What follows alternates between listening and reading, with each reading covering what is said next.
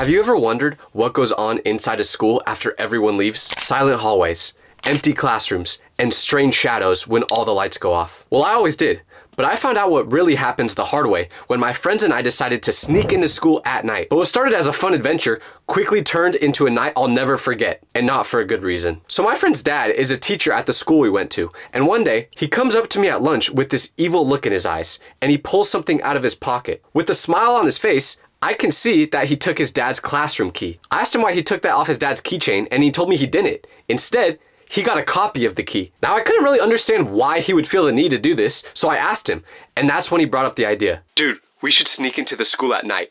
Nobody would know. When he said that, I just stared at him like he was crazy, because I was trying to go to a good college, and the last thing I needed was to get busted for trying to break into my own school. Like, how am I gonna get into Hogwarts after doing something like that? But my friend wouldn't drop this idea. He just kept pushing it. Come on, we could literally do it next week and no one would notice.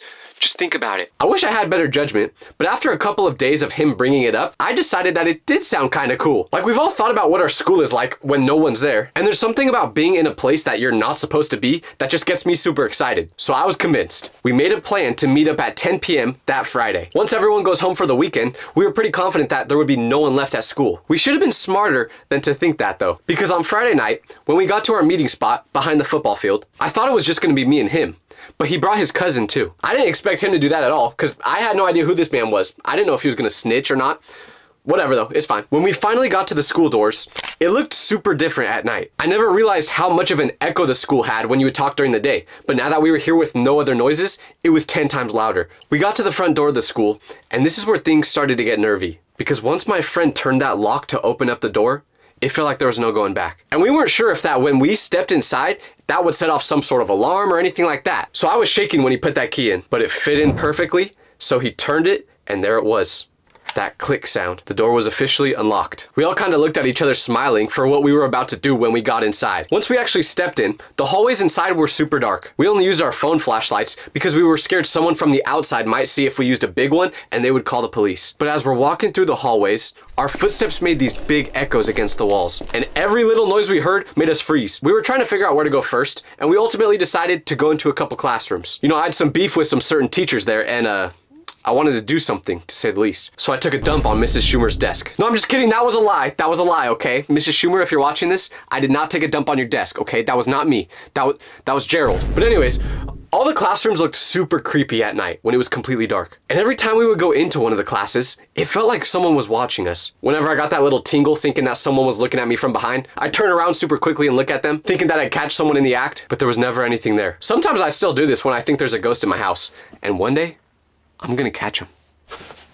Okay, I thought I was gonna do it there, but I didn't get him. At first, it was really fun to be inside the school after we got over the fact that no one was in here with us. We ran around the halls, sat in the teachers' chairs pretending to be them, and my friend's cousin, well, he drew some inappropriate pictures on the teacher's whiteboard, to say the least. Now that I think about it, I don't know if he ever erased those. I wonder what the teacher thought when they showed up to school on Monday and saw those drawings. But we ended up wandering to the teacher's lounge, wanting to check out all the places that we weren't allowed normally as students. It low-key kind of looked like an insane asylum in there, with no light or anything. It was just kind of depressing. No colors on the wall. I don't know how teachers do this, but it was just cool to be in there in general. So we were laughing, enjoying this experience, until out of nowhere, my friend's face drops. And he looks at us with this confused expression on his face. Do you guys smell that? I hadn't noticed anything until he said that because my nose is clogged 25 hours a day. But then I took a deep sniff and there was a strong smell in the air. What exactly it was, I couldn't pinpoint. So we all started sniffing like a dog, trying to figure out what that smell could have been.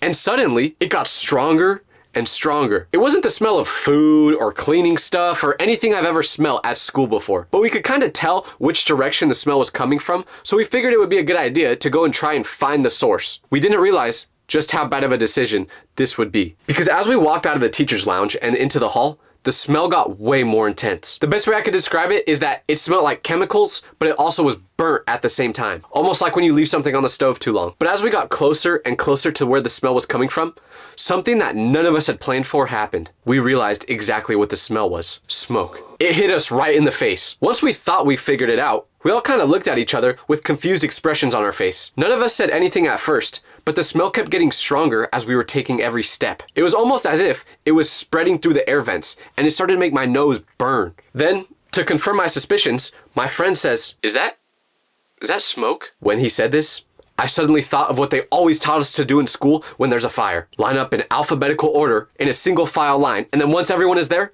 we can walk out as a class. As someone with the last name Vitelli, I always knew I would have been cooked if there was a fire in school. I hated doing stuff in alphabetical order when I was younger. It's pretty much like being the first guy chosen in the 100 men versus 1 gorilla fight. Like, you know you're cooked. But this was when real panic started to set in. Was the school actually on fire? If it was, there were 2 reasons this would be terrifying. 1, because fire is obviously dangerous and we don't want to get hurt. But 2, if the school actually was on fire and we were the last ones seen at it before it happened, who are they going to think did it?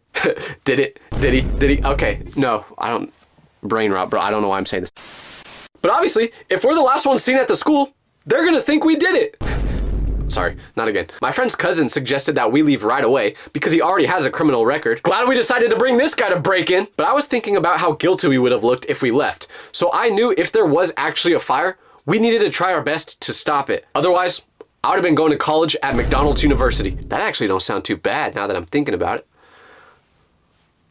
Damn, I'm hungry. So we stood there trying to decide what to do. My brain was jumping from one idea to the other. If we left and the school burned down, would they actually be able to figure out that we were the last ones here? Are there any security cameras at this school we don't know about? But if we stayed and tried to fight the fire, we might get trapped. Or worse. So we decided to go towards the smell just to see how big of a problem we were actually dealing with. We started walking towards where the smell seemed the strongest, which was down the hallways in one of the classrooms. With each step, the smell got worse. It was definitely some sort of chemical burning, which was making my eyes water and my throat scratchy. I kept thinking about how much trouble we were going to be in. Breaking into school was bad enough. Just that alone could get us suspended. But what if there was actually a fire and we didn't report it? What if the whole school burned down because of us? You know what that means? No school on Monday! No, but for real, that would have been bad, so we didn't want that to happen. Because my mom would have done way worse to me than the police ever could. So we were arguing about the next best step. We should call someone. Maybe the fire department. No way, are you crazy? Then we'd have to explain why we were here in the first place. What about your dad? He's a teacher. He might know what to do. My friend looked unsure, but he knew it was the right thing to do. So he pulled out his phone and dialed his dad's number. Ring, ring, ring, ring, ring, ring. Straight to voicemail. So he tried again. Ring, ring, ring, ring, ring, ring. Nothing. You can never rely on a teacher to pick up their phone past 10 p.m. on a Friday night. We both knew exactly what that man was doing right in that moment. So that was it. We were on our own with the problem getting worse and worse by minute. The smell was so strong now that I had to pull my shirt over my nose just to breathe. We followed the smell down the hallway, past the math classrooms, and around the corner. When we turned that corner, the smell suddenly got way worse than it had been before. And we also saw something to confirm our suspicions for the first time. Smoke coming from underneath the door. So we approached that classroom door carefully, as if it was about to explode any moment. And we tried to open the door handle, but it was locked. We tried peeking through the small window in the door, but it was so dark it was hard to see. The one thing we knew for sure, the smell was absolutely coming from inside that room. While pressing his face against the glass and cupping his eyes to block out the flashlight from our phones, my friend looked through the tiny window to see if he could see anything inside there. Maybe some smoke or just some sign that would help us out. But the darkness made it impossible. Although we knew we were onto something because of the smoke coming from underneath the door. Once again, we were back to deciding what to do. We needed to get inside that classroom.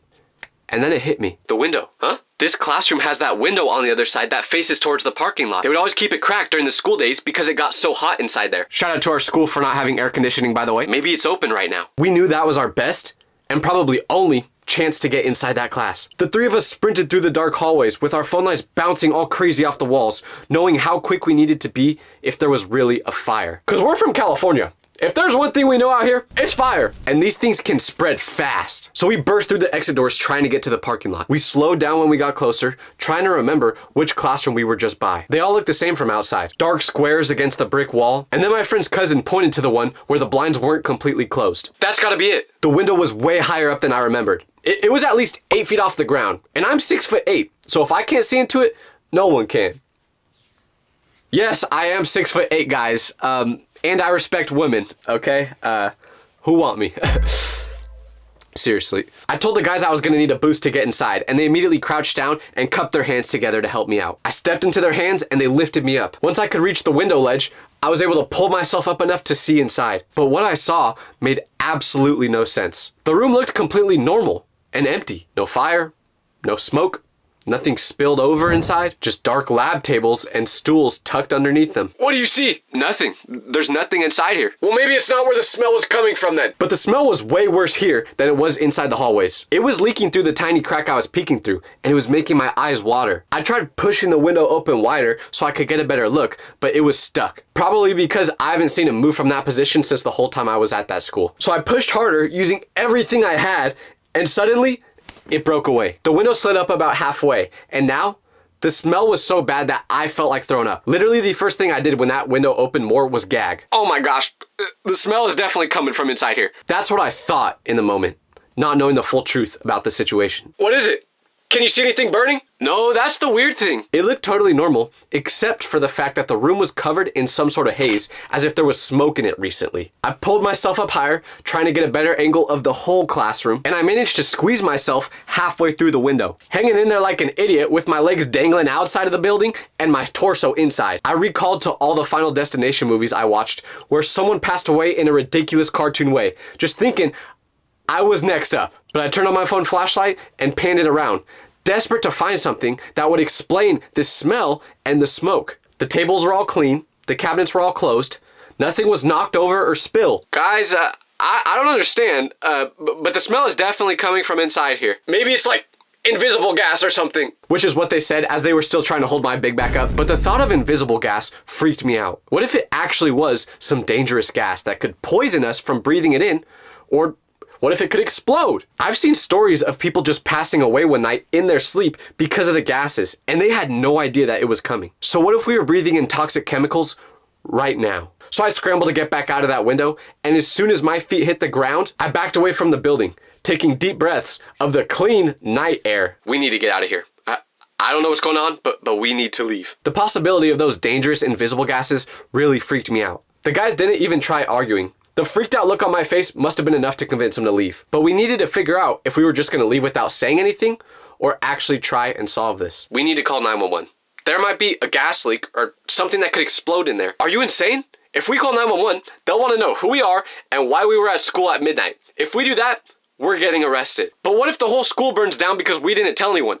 We'd be responsible. As Dumb and Dumber were arguing, it felt like we were stuck in between two horrible choices. Either risk getting in serious trouble or risk being responsible for something horrible happening to the school. We decided we couldn't just leave if the school was in danger. Although we were terrified of getting caught, actually being the reason that something bad happened sounded even worse. But we knew calling 911 directly would mean us getting in trouble because of the questions they would have asked us. They ultimately would have found out that we were breaking into school, and that's how we found this smell. So we stood there trying to figure out what to do, when finally, I had an idea. What about calling the school's emergency number? You know, like the one they give the parents? We could call from a block number once we're far away, just say that we were driving by and smelt something weird, and that's it. It wasn't a perfect plan, but it was something. Because our school had this number that you could call if you had any questions or concerns, and it worked 24 hours a day because it wasn't affiliated with the actual school. It was a separate company. So we decided to get out of the parking lot first, then make the call once we knew we were a safe distance away. The plan was to leave everything exactly like we found it so no one would know we were there, unless the camera saw us. Sorry. So we went back to my friend's dad's classroom first to make sure we didn't leave anything behind, and the smell wasn't as bad over there, so we figured that we would be okay. We checked the room quickly, making sure that nothing changed, and then we bounced. We ran for blocks without stopping, not saying a single word to each other, just trying to put as much distance between us and the school as possible. We finally stopped when we reached the park about half a mile away. All three of us stopped and laid on the grass, panting and coughing. Our lungs hurt from running so hard and from whatever that smell was that we were inhaling the whole time. So then my friend's cousin pulled out his phone and called the emergency number. We figured it would be safest for him to do it since he didn't actually go there. When the automated system picked up, he left a message about a chemical smell coming from the building. We sat in silence for a few minutes after that, all thinking the same thing. Were we going to get caught? Were there security cameras we didn't know about? Was the school itself going to be okay? We had to decide on a game plan to make sure that if anyone asked any questions, we all had the same answers. We agreed that we wouldn't talk about this to anyone, and if someone were to ask us a question about the situation, we would just deny. So that weekend was super nerve-wracking, not knowing what would happen next. But then, Monday came around. Now we had to go back to school. And I barely slept at all that weekend. The first thing I did when I got to school that morning was check out the classroom to see if anything happened to it. But when I walked by, it looked different. There was yellow caution tape across the door. And not like just a little strip. No, the whole doorway was crossed off with this bright yellow tape that said, "Do not enter." A bunch of students were crowding around the hallways trying to figure out what exactly it was. I tried to act normal as I walked past, just keeping my head down and looking through the weather in Cupertino. But a couple minutes before classes started, the principal's voice suddenly came over the intercom and said, "Attention students and staff. Because of an incident, classes in room 118 will be moved to the library until further notice." Which class was room 118? Yeah, you guessed it. The room with the caution tape over it. So what incident was the principal referring to? Is an incident what you call when 3 students break in and almost die from chemical fumes? Did they know we were there? Were they just waiting to pull us out of class and arrest us in front of everyone? Yo, low-key, that would be kind of hard though. Like imagine your crush watching you get arrested. That'd be kind of sick. Once lunch came, I was walking towards the cafeteria when I noticed 2 teachers talking outside of that room again. They kept pointing towards the room as if they were talking about it, so I slowed down to try and hear what they were saying. Peterson's always super careful with this stuff. Yeah, but you know how things like this can happen when students are messing around. I kept walking before they noticed me eavesdropping, but my mind was racing. When they mentioned students messing around, I definitely thought I was getting busted. And then, in the middle of history class, my phone buzzed in my pocket. I sneakily checked it under my desk, and it was my friend sending a text that said, "Did you hear? They're saying something about an experiment that went wrong in that classroom." So I finally worked up the courage to ask my biology teacher for answers, not wanting to do it before because I didn't want to look guilty. She wasn't as strict as some of the other teachers, so I felt more comfortable asking her. "Mrs. Ramirez, I was just curious about the caution tape on room 118. Do you know what's going on in there?" "Oh, nothing too serious. Just some chemical reaction because of some liquids that were left in beakers inside that class. Apparently the students didn't clean up after doing their science experiment." My heart started hammering in my chest. "Oh, that's good. Well, were the chemicals that were released dangerous or anything?" And that's when she told me there was a chemical reaction creating a compound called ammonium chloride. So I asked her about that chemical. And she told me that those fumes can cause respiratory problems if anyone's exposed to them. Well, that's great. So if I grow a 3rd arm or something when I'm older, you guys know why. But after asking her some more questions, apparently this compound can create smoke and a really strong smell, which explained everything that we were experiencing that night. As far as I know, no one else ever found out that we were at school when this was happening, which would be great if it weren't for the fact that I am now telling thousands of people about it on the internet. When you go to a sleepover, there is only one rule that you must follow no matter what. Never fall asleep first. If you don't follow this rule, there's no guarantee what will happen to you. Because I almost died at a sleepover one time after falling asleep first, and I already know what you're thinking. Tyler, you're clearly lying. Because for that to have actually happened, it would mean you got invited somewhere, and we all know that wouldn't happen. Although it may be hard to believe, yes, I did have friends when I was younger. Liar! I mean, I don't now, but I used to. So anyways, how did I almost die at a sleepover? Well, when I was younger, I had a friend whose parents owned a cabin in the woods. Yeah, you could probably see where this is going already. But me and everyone else in our friend group would constantly beg him to have a sleepover at it. This was like our friend group's dream. Every day at school, we were begging him to let us use that house to sleep over at. But he would always say no because he was that type of person that never wanted anyone to go inside his house. Like up to that point, no one in our friend group had ever been inside his normal house yet, and he made sure to keep it that way. Like one time, he rolled his ankle really badly to the point where he couldn't walk, so I took him home. And when we got there, I was like, "Here, let me help you get inside your house." But he was so scared of any of his friends going inside that he literally just hopped from my car to the front door. What? So if he would go this far just to make sure none of us went inside his house, there was no chance he was ever gonna let us sleep over at his cabin in the woods, right? Well, that's what we all used to think too, until one random day, we're bugging him like usual, begging him to sleep over. But for some reason, on this day when we asked him, he said, "Yeah, let's do it." When he said that, our whole friend group collectively just thought that he was joking. So we're all kind of laughing about it, but he wasn't. So after a little bit, we were like, "You serious?" And he says, "Yeah, I'll ask my parents when it's a good weekend to go, and then we can make it happen." So we're all celebrating because we thought this was gonna be the best night of our lives.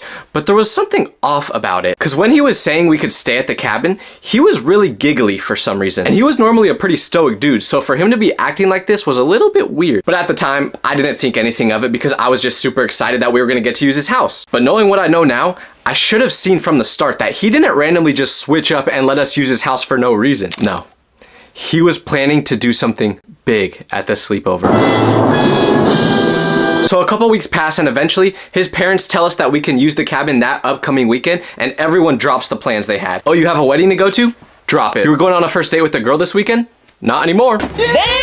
Like, we were all going to make it to this sleepover no matter what. I would have missed the birth of my firstborn child to go to this. Matter of fact, I would have missed my own birth to go to this. So we're hyped. The whole week of school flies by because all any of us could think about was getting to that cabin. And we had it all planned out. On Friday after school, we would all get picked up in one car and drive to the cabin. So that's what happened. It felt like that scene in the Hangover movie where they're driving to Vegas knowing that they're about to have the best weekend of their lives. But just like that movie, nothing went like we thought it would. Because none of us had ever been to that cabin before. We just heard about it and saw pictures that he posted. So we didn't know exactly what to expect. But as we're driving to it, the area around it started to get really weird. Like, it was super isolated. There was a couple gas stations and one grocery store in the town it was in, and that was it. So this kind of sketched us out because of how few people were there. But at the same time, my friends were like, they loved how there was no one else in the area because it kind of made it spooky, but in like a fun way. That's how they felt, not me though. So I was freaking out, but everyone else in the group was acting like it was super cool. And I couldn't be the only one to act all scared, so I pretended to be excited as well. By the way, something I haven't mentioned yet is during this whole ride, my friend whose parents owned the house was acting strange again. Just as he was on the day he told us we could do the sleepover originally, he was giggling a bunch again and just had that look on his face like he was up to no good. And none of my other friends really seemed to notice, or at least they just didn't care,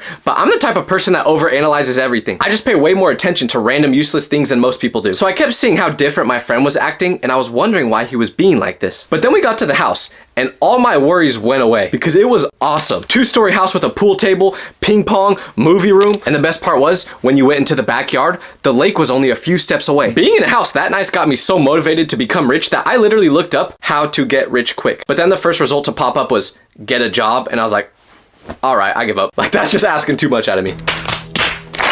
But anyways, we're all getting settled into the house, exploring the area, thinking about how legendary of a night this is gonna be. So we just start doing normal things that guys do during sleepovers. Playing video games, eating a bunch of food, contacting the dead, just the normal boys sleepover stuff. So it gets to about 1 a.m. and everyone is still wide awake because we all made a pact that we were gonna stay up the whole night because this was like a once in a lifetime sleepover. So we didn't want to just waste it by sleeping the whole time. But unfortunately, I knew I wasn't gonna be able to stay up the whole night because I've been to plenty of sleepovers in the past where I tried to pull an all-nighter and I just cannot do it. And it wasn't because I didn't try. Like, my friends and I would go to extreme lengths just to try to get me to stay up. I remember one sleepover I went to, I drank 2 Red Bulls at 2 a.m. and my friends literally attached chip clips to my eyes to keep them open. What the heck? But by 2:30 a.m., I was already knocked out. One of my friends even splashed a bucket of ice cold water on my face when he saw me dozing off, and that woke me up for about 2 seconds. I didn't even bother drying off. Just fell back asleep while wet. So I kind of knew it was inevitable that I was going to be the first one to fall asleep this time too. But this terrified me because for anyone who has ever been to a boys sleepover, you know that falling asleep first is playing a risky game. Because if you are that first one to fall asleep, let's just say there's no guarantees you're gonna wake up in the morning with all your limbs still attached to you. You fall asleep first, then all of a sudden, you wake up the next morning and your face is a little bit itchy. So you go look in the mirror and bam, both your ears are missing. Like, there are no limits to what might happen when you fall asleep first at a boys sleepover. And like I said, I can never stay up the whole night. So there have been numerous times where I was the first one to fall asleep and I suffer the consequences of it in the morning. But I knew this sleepover would be different because this was a sleepover we had all been dreaming about for years. So falling asleep first meant risking my life. But despite my best efforts to stay up, around 2:45 a.m., I fell asleep. But this is where it gets terrifying because the next thing I know, I wake up. I couldn't hear anything. I couldn't see anything. It was like I was just laying down in a void. So at first, I thought I was dreaming because I fell asleep on my back that night. And I've said before that I will never try to fall asleep on my back if I can control it for one reason. And it's because I get sleep paralysis when I do that. For those of you who aren't too familiar with what sleep paralysis is, it's a thing where you're kind of dreaming, but you're kind of not. So basically you think you're awake, but you have no control over your body. And I know what you guys are gonna say. Tyler, you didn't have sleep paralysis. You just fell asleep first, so your friends cut off all your limbs. Not a bad guess, to be honest, but no, that's not what happened. But I also knew it wasn't sleep paralysis either because of 2 things. Number 1, I could feel and move my limbs, which has never happened during a sleep paralysis dream. And 2, I would always have super vivid dreams when I was experiencing sleep paralysis. But in this scenario, none of that was happening. Matter of fact, it felt super peaceful. But then my mind started to wake up a little more and question what was going on. I was now awake enough to be like, wait, why am I in pitch blackness and why can I not hear anything? Because as I was waking up, I remembered everything that happened before I went to sleep. And I knew for a fact that I did not fall asleep in a black hole. I was in the living room. So I moved my head around a little bit trying to figure out exactly where I was at. I looked to my left, didn't see anything. Looked to my right, didn't see anything once again. Just complete and utter darkness. So now I started to panic because I don't know why, but the first thing my brain went to in this situation was a video that I remembered watching. And it was this girl saying that her worst fear is to be stuck in a world where there is just nothing. Like you're still fully conscious, but there's nothing around you and you're stuck there forever. I don't know why, but this was like the first thing I thought about when I started to wake up, and my heart started pounding because this is terrifying. But then finally, I was awake enough to try standing up. But the moment I tried to, I realized the ground under me was not stable. The bed I was on started shaking really hard and I couldn't find my balance to stand up. So I put my hand down to see what surface the mattress was on, and that was when I felt something wet. My homies peed on me while I was sleeping. No, I'm just kidding. That's not why the ground was wet. I actually don't know why I said that. Although I really didn't want to touch this mystery liquid on the ground again, I knew I probably should to figure out where I'm at. So I did, and that was when I realized it was water. But it wasn't just water on the ground, no, because when I touched it, I figured out that I was lying on a mattress floating on a body of water. Now I was starting to put some of the pieces together, and I figured out that I was on a mattress on the lake outside of my friend's cabin. And I couldn't see anything because, like I said, the cabin was in the middle of nowhere, so there were no city lights or anything around it to make noise. So I just figured this was my friends playing a prank on me and punishing me for falling asleep first. So I scream out, "Hey, someone bring me back to shore!" But no response. So I'm thinking, that's odd.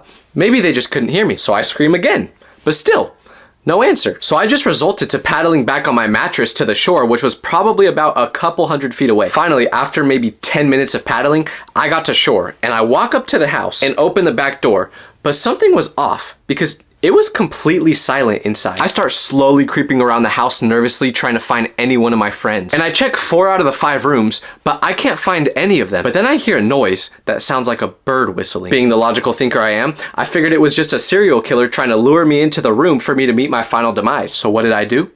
I followed the noise.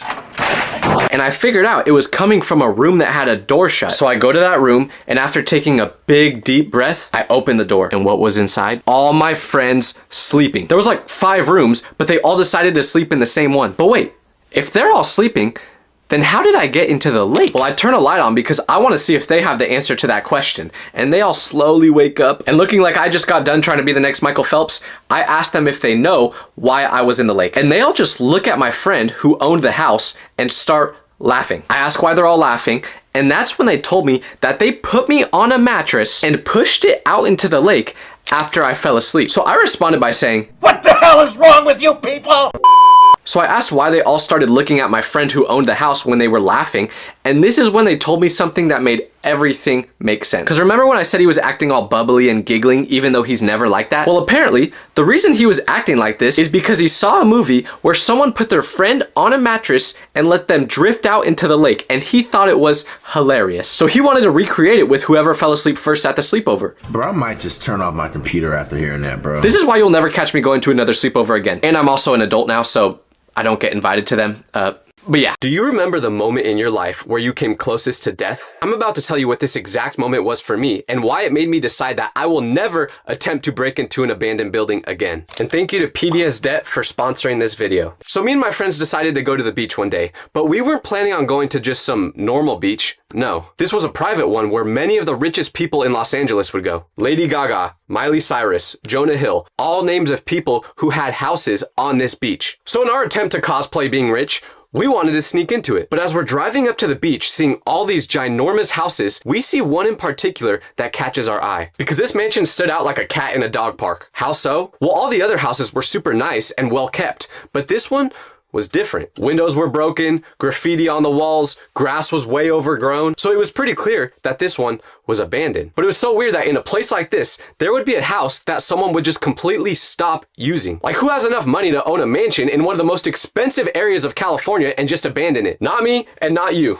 That's right, we're both broke. So after seeing this abandoned house, me and my friend saw a golden opportunity. We had to try sneaking in this house. Because how often do you get to go inside a mansion, let alone an abandoned mansion, let alone an abandoned mansion on the beach? Now, although it was pretty obvious that this place was clearly abandoned, we wanted to make sure that no one was currently living there. So we Googled abandoned mansions in Malibu just to see if this one would come up. And sure enough, it did. Which led us to discovering that this place belonged to a lady named Cynthia Beck. That's a very important name that you'll need to remember for later. Now, from what we read, Cynthia abandoned this house in the early 2000s, so no one was there. I guess she owns a bunch of properties that she never visits, including this one. So technically, Someone did own the place, but at the same time, we knew there was no chance that anyone would be there, right? So we decided to go explore it. But what we didn't think about is how powerful someone with this amount of money could be. And that mistake would ultimately get us into big trouble later in the day. But anyways, we made our decision. We drove down the road, found inconspicuous parking, and walked back our way to the mansion. Getting inside the place was surprisingly easy. The huge, intimidating front gate had a gap in the fence where we could sneak under it one by one. But as I've said before, sometimes I think I'm schizophrenic because whenever I'm in a situation like this, I always think someone is watching me, even if there's no reason to. So I kept looking over my shoulder, just having a gut feeling that we would get caught. Little did I know, something much worse would happen than just getting caught. Once we got past the gate, things started to get really uncomfortable. We walked up to the front door and we're trying to think of ways to get inside. Should we try getting through a window? Should we try picking the front door lock? But then something amazing happened. My friend pulled on the front door knob and it opened. Who would have thought? We could have just tried opening the door. So we stepped inside. Now, the moment I got into this house, goosebumps started to crawl all over my skin because this house felt straight out of the Great Gatsby movie. Now, I've never actually watched that movie before, but I just assumed this is what it was like because it wasn't modern. It had super cool, unique architecture. And what do I mean by that? Well, for starters, there were walls that looked like they were made out of literal gold. I don't know what they were actually made out of, but that's what it looked like. So that kind of gives you a vibe for what the house was like. But after looking around the house for a couple seconds, I saw something that started to make me really uncomfortable. But those aren't even the craziest things that were in there. Because what we discovered later in the house made us realize that this place was much more than just an abandoned building. I don't know why, but I felt like I had a TikTok accent when I just said that. Do y'all think I have a TikTok accent? This has nothing to do with the video, but just let me know. I need to know. Anyways, these personal items we found made a super unsettling atmosphere. Like there was one room that clearly must have been for a child. There was stuffed animals and building blocks arranged as if a family was just living there, and out of nowhere, they just disappeared. And after leaving the children's room, we went to the basement, and this was when things started to get weird. Because the basement revealed a huge surprise. We got to the bottom of the stairs, and what do we see? A vault that looked straight out of a heist movie. There was a massive steel door with one of those levers that you spin around to open it, and it was slightly open, just enough for us to squeeze through it. Now, I don't know how any of you guys watching this grew up, and maybe I'm in the minority here, but I did not grow up with a bank vault in my house. A piggy bank with 80 cents in it? Yes. But a vault that looks straight out of Maze Bank? No. If any of you guys grew up with this and I'm just out of the loop, please let me know.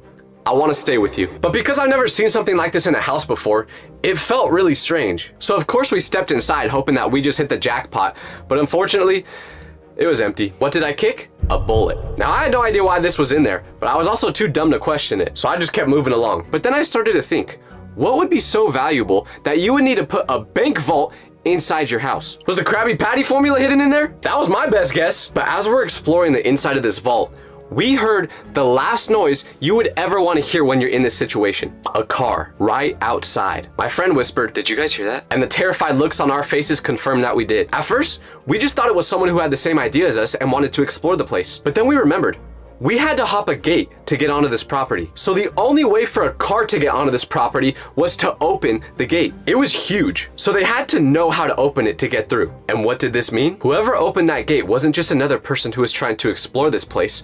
No, it was someone who had been here before. And we didn't know what to do. So we just stood there frozen, trying to be as quiet as possible and listen to what whoever was out there was gonna do next. My heart then started to pound even more because we heard one door shut, then two doors, then three doors, then four. It was clear this wasn't just one or two people. No, it was a big group. Then came the footsteps. Numerous, heavy footsteps. They were getting closer and closer and sounded as if they were running. And it made it super clear that whoever they were coming after us. We were at the bottom of a basement with no other way out and heard what sounded like a dang millipede chasing us with all those footsteps. So we just kind of stood there waiting for whoever this was. We knew we couldn't do anything else. They obviously knew we were here and there was nothing we could do about it anymore. So I just hit that dog pose.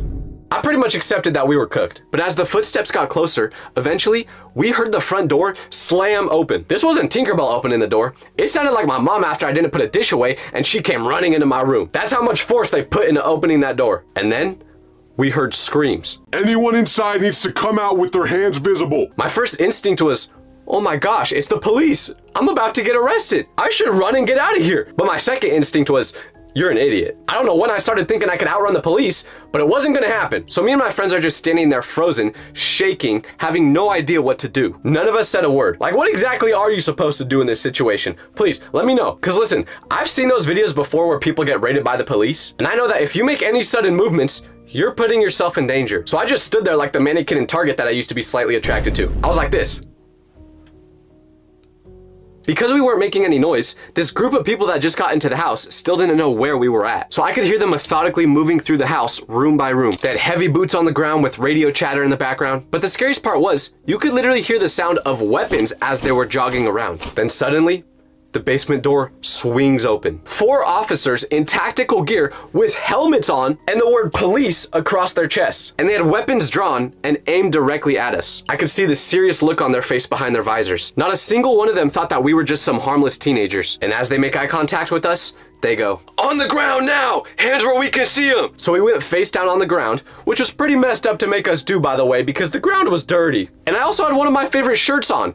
That got ruined. Like, you couldn't just have your weapon drawn at me while I was standing up? When they told us to get down, I dropped so fast my dang chin hit the floor. So all 3 of us were face down on the ground with the police having their weapons pointed right at us. And I remember lying there, cheek pressed against the cold floor, dust filling my nostrils with every terrified breath. And all I could think was, whatever's about to happen next, can y'all just please not tell my mom about this? If she found this out, she'd ground me till GTA 6 came out, which means forever. So they pressed their knees into our back as someone zip-tied our hands. "We've got 3 suspects secured," one officer said into his radio. I wanted to explain that we were just stupid kids trying to explore an abandoned mansion, but when you're face down with a weapon pointing at your back, for some reason, you don't really feel like talking back. Then they pulled me and my friends upstairs one by one. Then they sat us against a wall like a lineup in some police drama. All of a sudden, the lights inside the house came on. They knew exactly where the switches were. I didn't even know someone still paid the electric bill for this place. But when those lights came on, I was able to get my first look at just how serious this response was. Because this wasn't just local cops.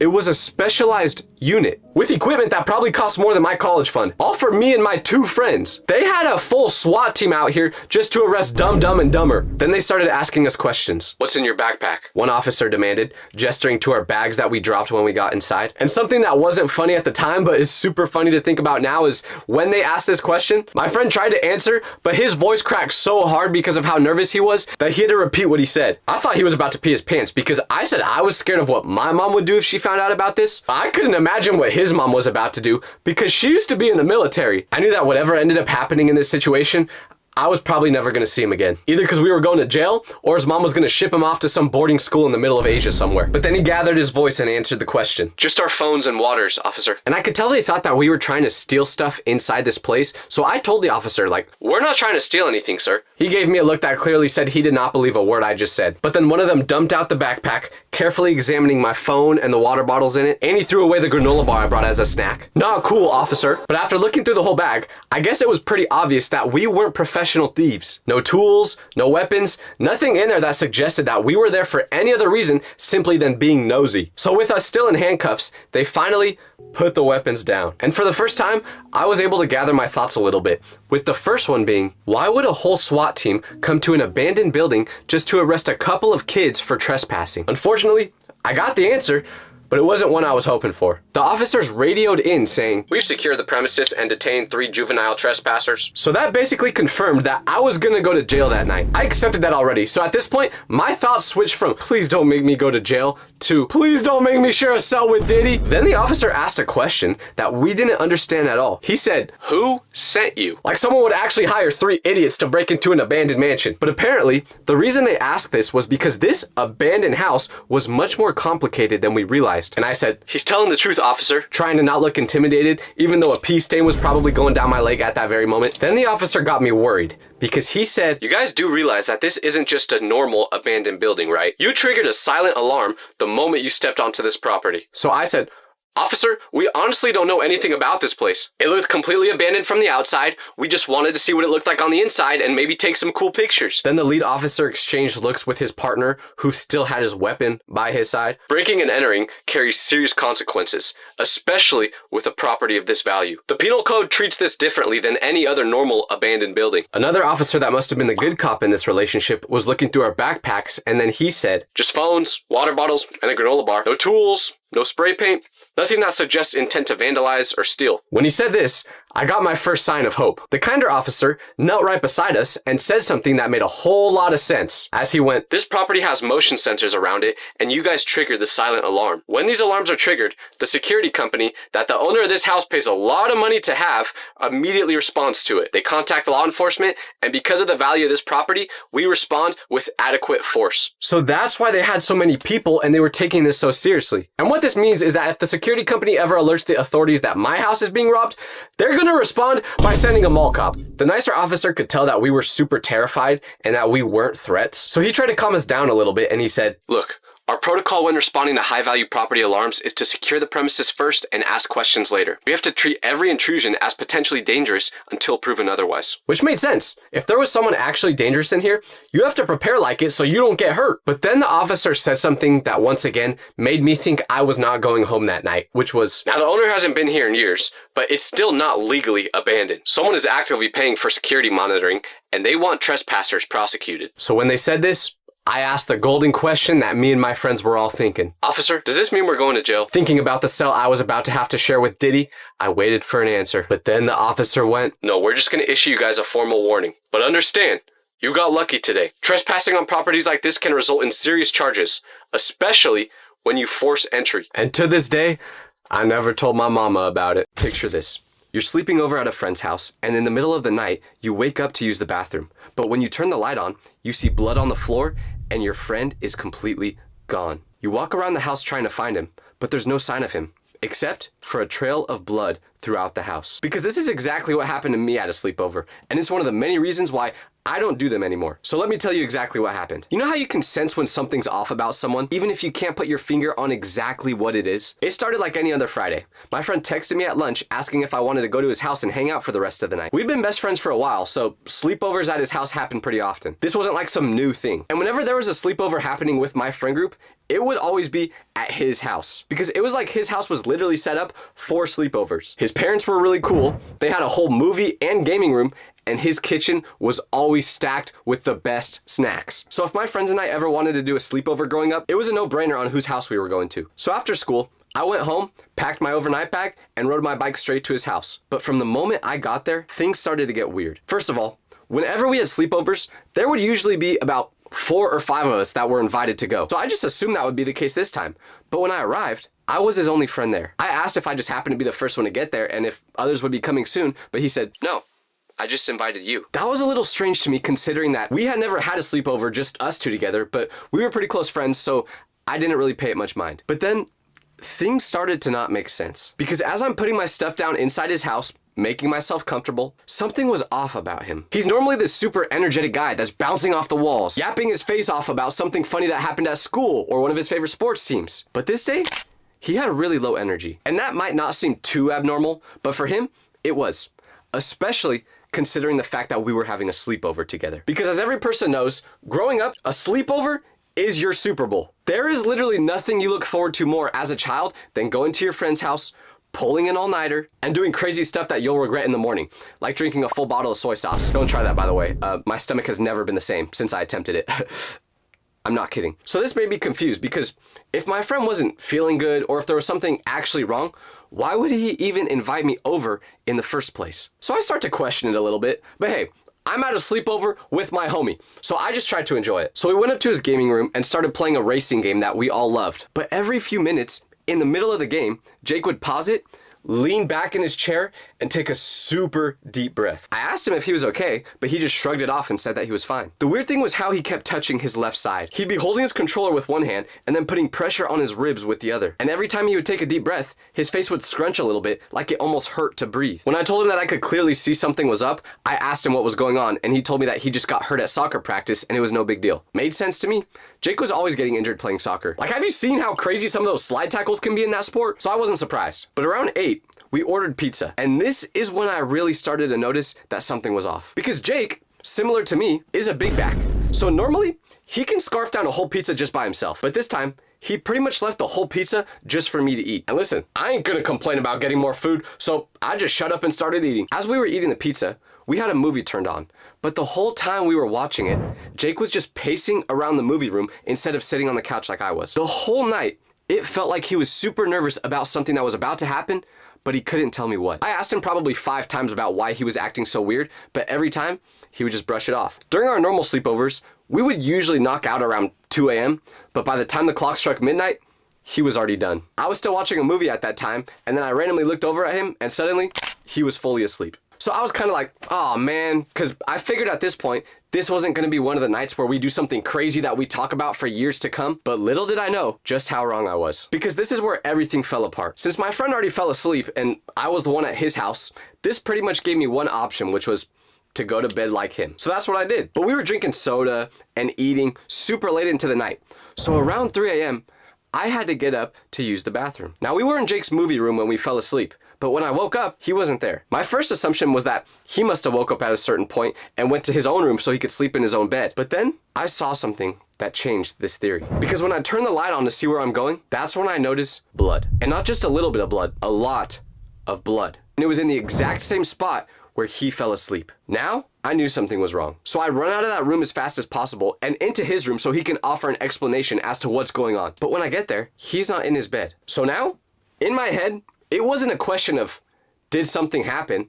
It's a question of how bad. I went into his mom's room to tell her about the situation, but when I got in there, she was gone too. And after running around literally the whole house looking for either my friend or his mom, I realized I was alone. My brain was going a million miles per hour trying to figure this out. There was so many possibilities of what could have happened, but none of them made sense. Because this was literally at my friend's house. So if they just happened to leave, why would they leave me here alone? With that in mind, and the fact that there was a trail of blood going throughout the house, I knew that something bad went down. This left me with 2 options. I could either stay in the house where something clearly went wrong and just hope that Jake and his mom would get back soon from wherever they were at, if they were ever coming back, or I could grab my stuff and bike home in the middle of the night. Staying at the scene of a possible crime didn't seem like the right decision to me, so I went home. As I'm riding back, my mind kept jumping to the worst possible scenarios to explain the situation. What if someone broke into the house and hurt them? What if Jake was bleeding somewhere right now and needed my help? What if they got kidnapped? I kept feeling guilty for leaving, but I already checked every single room in there and there was no sign of either of them, so I didn't know what else to do. And biking home alone on empty streets at 3 in the morning did not make it any easier. Every car that drove by made me jump, thinking that possibly they were in there. The headlights would sweep across the sidewalk, and for a second, I would think that someone was following me. And there wasn't many streetlights in our neighborhood, so there would be long stretches where I was just completely riding in the dark. I kept looking over my shoulder as I was going, convinced that someone was behind me. My brain just wouldn't stop playing tricks on me. Because in my mind, there was no plausible explanation for what just happened. Especially considering the fact that I was still there, waking up in their house, alone. So the guilt was eating me alive every second. What kind of friend leaves when their best buddy might be in serious trouble and is literally bleeding? And I know what you're all thinking. Well, Tyler, why didn't you just try calling or texting him? That was my first thought. But I fell asleep while doom scrolling, so my phone was dead. I couldn't call or text anyone. When I finally turned onto the street my house was on, I almost started crying from relief. But getting home wouldn't make all the problems go away. I snuck in through the back door and went straight to my room, but there was no way I was falling asleep. I just laid in bed, staring at the ceiling, replaying every moment that just happened. Did I make the right choice? Was Jake okay? What was gonna happen when I tried contacting him in the morning? Eventually, I'm finally able to fall asleep that night. But when I woke up the next morning, things only got worse. Because the first thing I did after opening my eyes was grab my phone to text Jake. My hands were still shaky from the night before, and I'm typing out this message to see if he's okay. But when I hit send, my heart sunk. Because the message bubble then appeared on my screen. But instead of turning blue like it always does when I text Jake, because he has an iPhone, this time it was green. And for those of you who don't have iPhones, losers, blue messages mean that their phone is connected to the internet. Green messages mean their phone is either off, dead, or they don't have service. And let me just tell you, Jake's phone is never off. This guy sleeps with his phone charging right next to his pillow. He is chronically online. That's probably why we were such good friends. So I've never texted him before and got a response with a green text, which meant when I saw it pop up in that color, I started to think the worst. I tried sending another text, thinking that maybe it was just a glitch or something, but nope, green again. So I tried calling him, but what happened? It went straight to voicemail. The green messages felt like another piece of evidence that something terrible had to have happened last night. By this point, my hands couldn't stop shaking. The worst part was not knowing anything. Jake and his mom disappeared last night without a trace, and I had no idea what was going on. There was no rational explanation. I tried looking at Jake's social media to see if maybe he posted something, but he hadn't posted since the day before. And just to give you guys some context, Jake is literally one of those guys that will post anything on his story. This man could be preparing to take a dump on the toilet and he will literally post about it. So the silence on his social media was another bad sign. It was literally like him and his mom just disappeared overnight. So knowing that I just couldn't let this situation go, I knew once again I had two options. Number one, call the police, tell them everything I know. Didn't seem like a bad idea, but what did I really know? Before knowing any further details, I wasn't really trying to do that. So that left me with option two, go back to his house and see if I can find anything out. But I was terrified of doing this because I had no idea what I would find. What if the blood was still on the floor? What if the house was still empty and no one was there? Or worse, what if someone was there? My imagination was running wild with horrible possibilities, and each one seemed way more likely than just a simple explanation. But one thing that made this whole situation even more stressful was the fact that if this was actually a crime scene and something bad happened here, I was the last one seen at the property. And even though I had no idea what happened, I've seen a couple TV shows before. I know that nothing good can happen when you're the last one seen at a crime scene. All of these thoughts were stressing me out to the point where I knew I just needed to find some answers now, no matter how scary it was gonna be. The guilt of leaving him the night before was already killing me. And who knew if I was gonna be getting into legal questioning for what happened? So I needed answers, even if it meant I had to face whatever was waiting for me inside that house. Once again, I grabbed my bike and I took off for his place. The ride there felt like I was learning how to ride a bike for the first time again. I was shaking so bad that I was literally swerving and zigzagging back and forth, even though I was trying to ride in a straight line. Because I knew that the more I pedaled, the closer I was getting to answers that I may not have wanted to know. Or even worse, I would get to the house and not have anything answered. When I turned the corner onto Jake's street, I saw something that frightened me.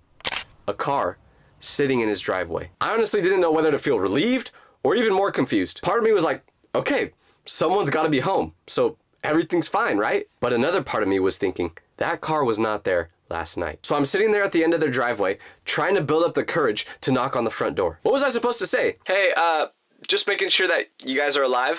Oh, you are? Okay, cool, thanks. That sounds pretty crazy, but I couldn't just ride away without knowing what happened. Or, what if I knock on that door and someone just kidnaps me like they did to them last night? If worst came to worst, I was about to be put on the back of a milk jug, and that's pretty cool. So I walked up to that front door and knocked on it. But within 5 seconds of opening it, I see a shadow come towards the door and look through it. What happens next?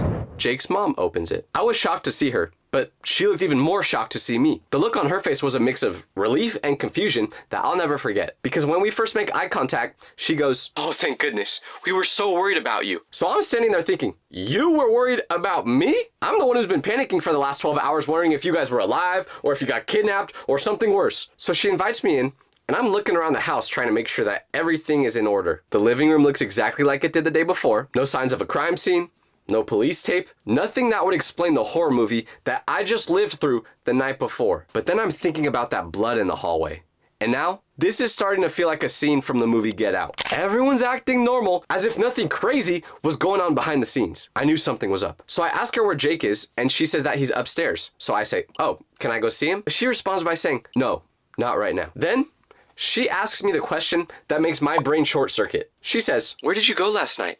We looked for you for a while, but you were completely gone." So now I'm just thinking this is one big inside joke that I must not be in on, because I was the one looking for you. But because we both seemed confused, I explained to her what happened that night from my perspective. The blood on the floor, waking up to find everyone gone, searching the whole house, walking home in the dark. I told her about the green text messages and how scared I was that something horrible must have happened. And she's listening to all this with her eyes getting wider and wider. And now I can tell she's realizing how bad she just messed up last night. Because this is when she explained what actually happened. Remember how I said Jake was touching his side all night and wincing? Turns out he got stitches a couple days before that. But Tyler, why would he hide this from you instead of just saying it when you got there? Good question, person in my imagination. Well, the real reason is he had a tumor removed and he didn't want to scare anyone thinking that it could have been cancer. Well, okay, that explains why he was acting weird the whole night, but why was there blood on the floor? She explained that too. Jake moves a lot in his sleep. And around 2 a.m., he got up and noticed that his stitches broke open. He must have been doing too harsh of movements while in bed, and it tore them undone. So when he woke up, he was bleeding pretty badly. His initial reaction was obviously run to his mom's room and tell him what happened. And when he woke his mom up, she decided that they needed to get to the emergency room as fast as possible. Okay, that seems rational. But why would they leave me at the house alone? Well, Jake's mom said they figured it would be a quick trip to get him restitched. And when they saw me sleeping, they figured it would just be better to leave me alone and not wake me up. I was still sleeping on Jake's couch, and they thought they would get back before I even noticed anything. They weren't planning for me to wake up at 3 a.m. Jake literally left a trail of blood throughout the hallway and throughout the house that made it look like someone died if you didn't have any context. Now for the next explanation. Why was Jake's text messages turning green? Well, obviously, when his stitches broke, his phone wasn't the first thing on his mind, which, honestly, if that happened to me, I probably would have got a couple scrolls in before I tried fixing it. But for a normal person, he wasn't thinking about this. And his phone died the night before, so he never charged it. That's why all the messages were going green. That's why my calls went straight to voicemail. He had no way to contact me even if he wanted to. His mom didn't have my number, and Jake didn't know mine by heart, so there was no way for them to get to me. And why wouldn't Jake's mom let me see him in the morning? Well, obviously, he had a long night. So he was up there sleeping and she didn't want to wake him up. Jake's mom kept apologizing to me, saying how traumatized I must have been from the experience, and yeah, I was, but it's not her fault. And it's times like this where I remember just exactly why I never leave the house. Have you ever wondered what happens at an amusement park after midnight? Because most people assume that it just shuts down and goes quiet till morning, but what I experienced proved that's far from the truth. And what we discovered there changed how I will see amusement parks forever. Because one day, me and my friends decided to go to an amusement park with one goal: find a way to stay after they closed. We wanted to see what it would be like to have the whole park to ourselves. But what started as an exciting midnight adventure quickly took a terrifying turn. If you're anything like my friends and I, every time you guys try to hang out with each other, the conversation goes the exact same way. Guys, you want to hang out this weekend? Sure, let's do it. Okay, cool. What should we do? And then because no one has an idea of what we should do, we either end up doing nothing or we just play video games with each other. But one day, we got tired of doing the same thing every weekend. And after asking the same question of what we should do, my friend Jake suggested that we go to an amusement park. At first, none of us were really feeling that because we'd been there plenty of times and it was expensive, but none of us had a job. I'm sorry, none of us had a job. Okay, I can say it. None of us had a job. Sorry, I can't stand saying that word. It's very triggering for me. So we were just like, nah, we don't really want to go to an amusement park. We know what to expect. But then my friend said, well, what if we stay overnight? I don't know what Mr. Beast video he watched to give him this idea, but it caught our attention. Confused on what exactly he meant by staying overnight, we asked him, and he told us that we should try staying after they closed, because we could have the park all to ourselves and explore these rides when there's no workers. One of my friends, who's usually the guy to talk us out of dumb ideas, said, how would we do that? They would kick you out of the park when they close. But that was when Jake told us about his older brother that used to work there. And apparently, there was a room in the park that was basically a storage unit. But he said his brother would take lunch breaks in there all the time because no one would ever come inside. So just like that, our plan was born. We all told our parents we were spending the nights at each other's houses so none of them would question where we were at. We arrived to the amusement park around 5 p.m. and the first thing we did was find our hiding spot. We sat outside that storage unit door for about an hour just to make sure that no one ever actually went inside there. And my friend's brother was right. No one did. So a couple hours later, when the closing announcement finally went over the intercom saying that the park was officially shut down and everyone needed to leave, it was go time. The official message warned visitors that the park was closed and everyone needed to find their way out to the exit. So as people are all going that way, when the coast was clear, we snuck inside that room. And my friend's brother definitely wasn't lying. No one ever went inside that place. Because the second we opened that door, I inhaled a tornado of dust into my nostrils. It looked like that room hadn't been touched in ages. Although what my friend's brother did not tell us was just how small this storage unit was. Because there were 4 of us, and this place was about as big as a luxury apartment in New York City. Which in other words, means it was horribly small. We were pretty much all touching legs with each other, just not moving. And I'm pretty sure one of my friends liked that because every time we would scrape legs against each other, he would look at me like this. I still can't tell if he was being sarcastic or not to this day. It also had a wild smell in there, which I don't know what it was, and I don't think I ever want to find out. So we sat there for an hour after closing just to be safe, doing nothing but sitting, not saying a single word, trying to be as quiet as possible. About 45 minutes after closing, we heard 2 security guards walk super close by the door. We saw their flashlights creep underneath. We heard the static from their radios, but I don't think they wanted to come smell the stench that was coming out of this room, so they just walked right by. Then finally, the park lights shut off. 10 minutes later, we heard a big metal clang sound, which was the front gates being shut. Finally, we knew it was time. We tiptoed out, keeping our flashlights low, just in case there were any security guards still there. But after walking around for a couple minutes, we realized the park was completely empty. But little did we know, we weren't alone. When we thought we successfully stayed past closing time without anyone seeing us, we started to get really excited. We realized just how cool this was because the rides were completely still, there wasn't a noise coming from anywhere, and we had the whole place to ourselves. I couldn't believe how different the park looked. During the day, the amusement park is bright colors and big lights all over the place, but now, there wasn't a single one. It made the whole park look like something from a weird dream. It felt like walking through a different dimension. So with the whole park to ourselves, there was only one thing to figure out. What do we do first? Jake immediately pointed to the tallest silhouette in the night sky, indicating that we should go on the roller coaster called Accelerator. Accelerator was this massive roller coaster that shot straight up into the sky, making it feel like you were on a spaceship. It went so high up that it pretty much got as close to space as Katy Perry did a few weeks ago. And it had a drop so steep that it made your stomach feel like it was trying to come out of your mouth. During the day, the line for this ride took hours. We sprinted across the empty park like a dog when you let it off its leash. And once we got there, we climbed right over the barriers and approached the carts. Obviously the rides weren't running at this time, but just sitting in that front cart while the ride was off almost felt more cool than riding it when it was on. One of my friends said it felt like being in a zombie movie, but before the zombies actually show up, which sounded funny and cool in the moment, but little did we know that would be pretty accurate to what would happen later. Because as we were messing around on the roller coaster, suddenly, a violent noise came from the distance, which sounded like a machine powering up. I thought one of us figured out how to turn the roller coaster on at first, but we all heard this same noise, and it freaked us out, so none of us were laughing anymore. We all stared at each other, making sure that we were on the same page, and then we listened carefully. After that loud sound, it was followed by a low hum with what sounded like gears shifting. There were so many things it could have been. Maybe it was security returning. Maybe someone spotted our lights from outside the park and they were coming to get us. But we didn't see any lights or noises from humans, so that seemed like a long shot. But after hearing that noise, a collective thought went through all of us. We weren't alone. One of my friends suggested that we go check the noise out because the last thing we wanted was to get caught while being on the roller coaster. We know that would have brought big trouble. They probably would have punished us by turning it on while we were on the track. That might be a bit extreme, but I knew it would have been bad if they caught us there. But I didn't think checking out the noise was a good idea either, because what good ever comes from that? So I told my friend that, but after a vote, I was the only one who didn't want to go check the noise out. And of course, I was right. Checking that noise out would end up being a huge mistake because this is when things started to get weird. Really, really weird. While passing the carnival games section, my friend grabbed my arm, squeezing it super tightly, and I could feel him shaking as he whispered to me, "Do you see something?" Considering I have the vision of a grandma trying to drive on the freeway, I looked where he was pointing, but I didn't see anything at first. Then Jake asked what my friend saw. He said something had moved in between two booths about a couple hundred feet away, and by the shakiness in his voice, we knew he wasn't pulling a prank. Because this man was in a school play when he was younger, and he was awful. He could not act this good, and he'll tell you that firsthand. So we all stared at the spot he was pointing to, but the security lights barely reached that area, so we really couldn't see anything. But then, something tall shifted between two booths, moving from one side to another. We had absolutely no idea what it could have been, because whatever it wasn't human. It was tall.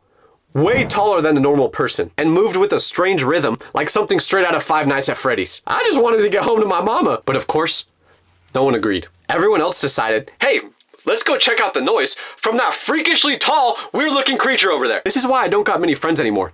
They always try to do stuff that'll get them sent into a Saw movie, so I'm like, nah, we're not hanging out. I told them the idea to go check out whatever that was sounds insane, considering how tall and freakishly that thing was moving. Jake countered me by saying it could have been something like a mannequin, and it was nothing to be scared of at all. Note to self, never trust a word Jake says again, because that man had no idea what he was talking about. But while we were debating our next move, I saw another figure move, but this time, by the Ferris wheel. It was doing the same exact weird motions as the other one we saw. And now, I was starting to get paranoid. I whispered to the group that I just saw another one of these figures, and Jake said we need to do something and figure out what these things are, because now, we might be in real danger. My mind raced through every horror movie about amusement parks. What is it? A killer clown? A possessed mannequin? Whatever it was, they were terrifying. As we were hiding, watching these things, one of the figures looked straight at us. Though it was still too far to make out a face, we could tell its body was now facing straight towards us. We all kind of agreed that it was time to go. No one argued with me anymore. So we huddled together behind that cart, trying to figure out an escape plan. Jake whispered to us saying, "We can't go through the exit. It's on the other side of the park, right past all these figures." I suggested using the employee exit near the water rides, and that seemed like our best option, because this was the one way to escape that was the opposite direction of these creepy creatures. So we agreed that we would count to 3 and sprint to the exit, staying together as a group. I honestly didn't really like this plan, because my boy Jake is slower than a turtle, so I knew he was gonna hold us up. But the good thing was, if these figures ever started chasing us, he would have been the first one to go. Not that I would ever give him up to escape, just in case you're watching this, Jake. I would. But we counted down and took off, running as quietly as possible. As we're running, I look back and realize that once again, these figures were following us with their body. They were all turned toward us. Definitely not human. Their movements and shapes were wrong, and now they noticed us. We sprinted across the park, constantly checking if they followed us. And I've never run so fast in my life, but every time I looked back,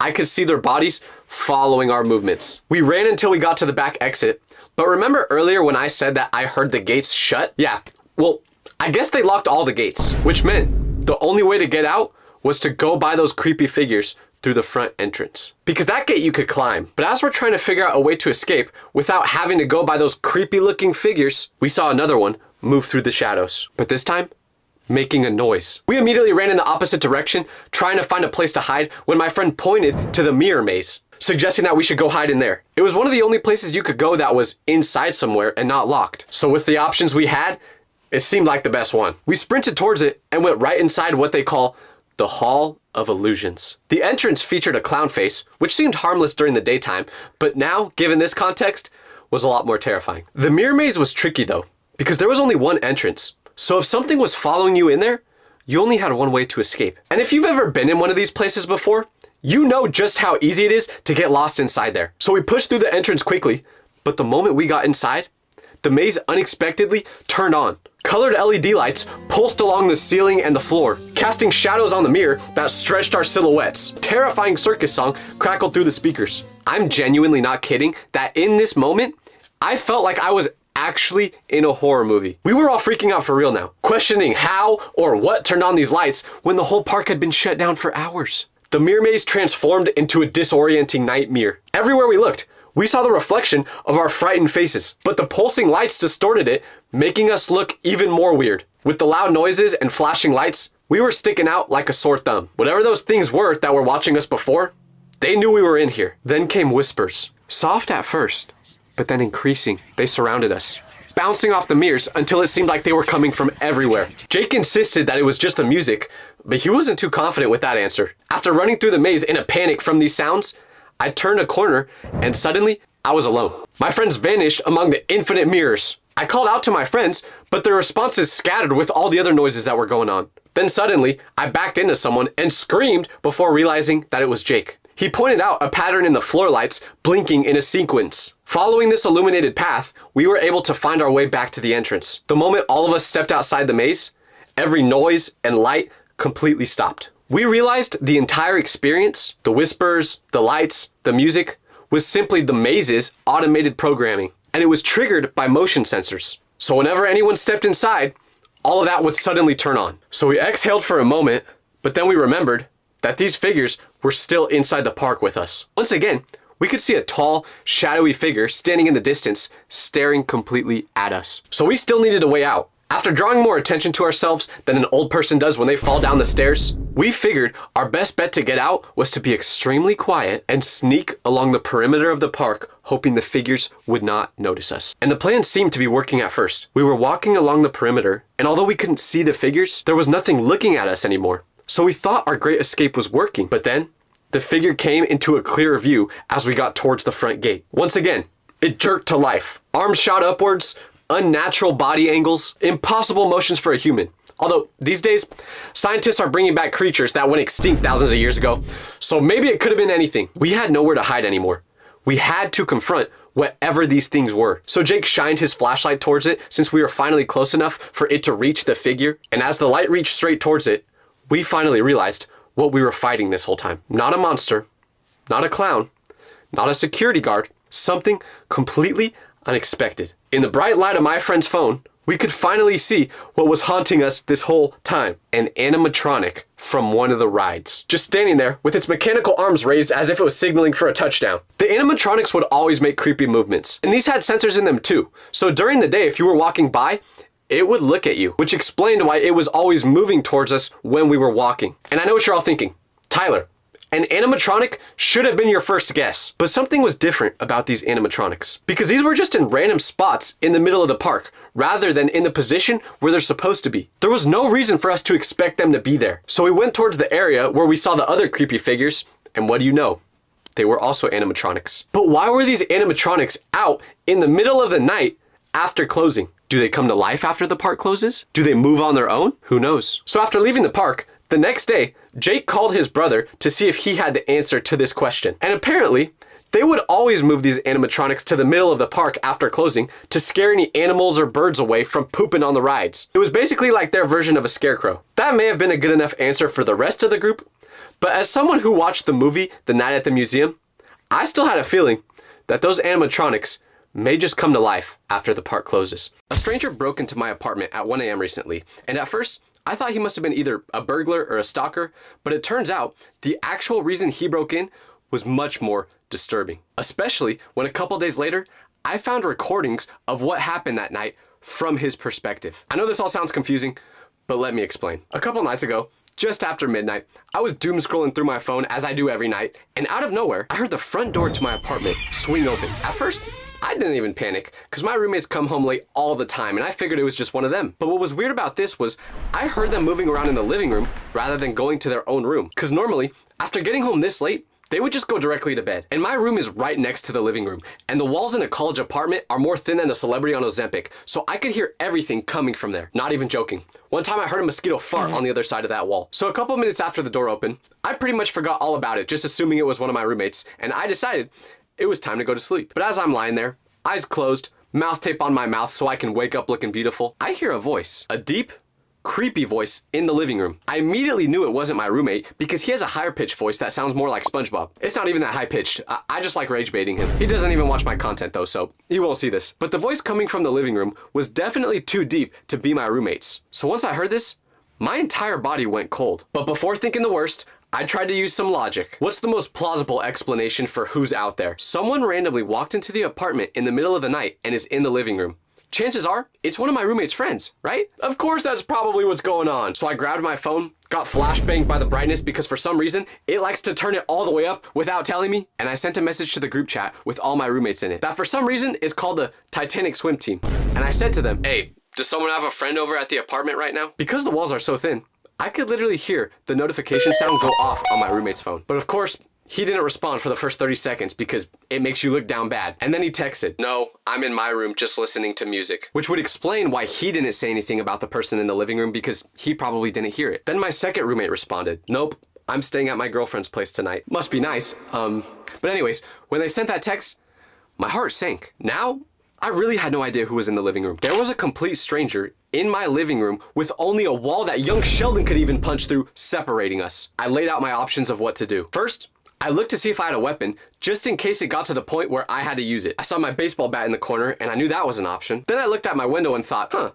would I be able to survive if I made an attempt to jump out of this onto the ground? Well, considering I live on the 8th floor, probably not. My knees can't even handle jogging at this point. I don't think they would do good with a 100-foot fall. So after weighing all my options, what did I do? I used the unpatchable method, which is to hide under your covers so no one can hurt you. Who cares if a serial killer or burglar was breaking in? As long as I got my blanket over me, that's a force field. No one can get in. I just laid there for a couple minutes, listening to what this stranger was doing, mentally saying goodbye to my parents in my head, thinking about all the things I never got to experience, like going to Japan or telling LeBron I love him. And then I heard something. The stranger in my living room started snoring. Loud snores that penetrated my walls as if an earthquake was happening. I was starting to think my dad broke in with how loud the snoring was. I was more so confused rather than fearful now. What kind of burglar breaks into someone's apartment and takes a nap? Was this some sort of weird new trend? Come with me to break into a random person's apartment and try out their couch. Our furniture wasn't even comfortable. I sometimes just sit on the ground because of how bad it is. I don't know how you could fall asleep on there, especially in these circumstances. The logical part of me knew I had exactly 2 options. Stay hidden in my room until morning and hope this guy didn't suddenly wake up with a craving for midnight snacks in my bedroom, or confront him and potentially star in my own episode of Dumb Ways to Die. I texted the Titanic Swim Team once again, telling them that I thought an intruder might have just broken into our apartment, but by this time, both of them must have been asleep, or they had those dang phones on Do Not Disturb like always, because I didn't get a response. I was really hoping my roommate who was still there would at least respond, because low-key, we all know the person who goes to investigate the strange noise is the first one to go. And although I consider him a good friend, let's just say I would not have minded if he confronted this person before I did. It's like the people talking about 100 men trying to fight one gorilla. 100 men probably could beat the gorilla, but let's be real. The first 20, 30 men to go, Y'all are cooked. Thank you for your sacrifice. Unfortunately, it seemed like I was gonna have to be that first person in this scenario. I was terrified. But from what I heard, my intruder was knocked out on my couch in the living room, which gave me a strange advantage. But that almost made me more scared than if it was just a strange person moving around in there. Because who would be willing to risk jail time by breaking into someone's apartment just to catch some Z's on their couch? After a couple minutes, I knew I had to make a decision on what to do. I decided I was gonna be that brave first man to go after this stranger. So I grabbed the baseball bat, took a deep breath, peed myself a little bit out of terror, and went to be the hero. With the bat firmly in my hands and my legs shaking, making me do an unintentional twerk, I inched toward my bedroom door. I paused with my hand on the doorknob, listening. The snoring kept going, uninterrupted. The decision was made.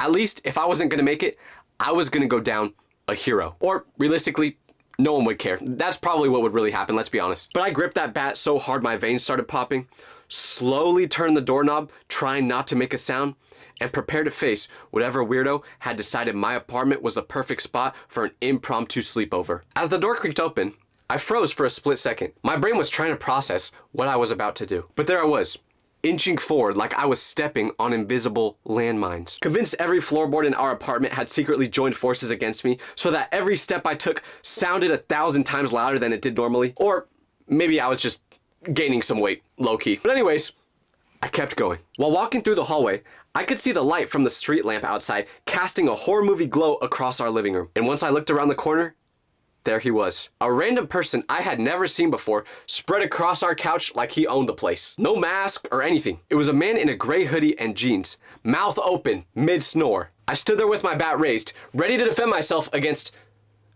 a guy taking a nap? It was weird, but if I wanted to do some damage, now was the time. But I'm a lover, not a fighter, so I lowered the bat slowly, squinting at his face. Did I know this guy? Maybe from economics class or something? The pizza guy who always messes up my order? I tried my hardest, but nothing clicked.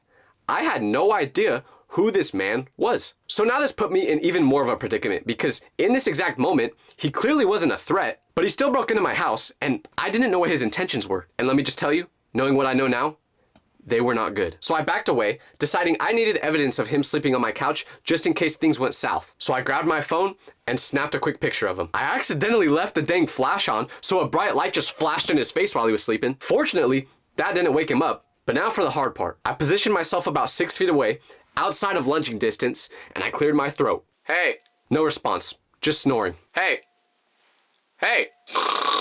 After several failed attempts, I extended my bat and gently poked his shoulder. He jolted upright like he'd been electrocuted, eyes wild and disoriented. Then he spotted me with my bat and let out a panicked yelp that probably woke up half the building. What are you doing in my apartment? What are you doing in my apartment? We stood frozen in this bizarre standoff, me with my bat, him cowering around the couch, and after what felt like forever, he looked around at the posters, the TV, the Ice Spice flag my roommate decided to hang up for some reason, and his face transformed from scared to confused to mortified. This isn't my apartment. Yeah, I know.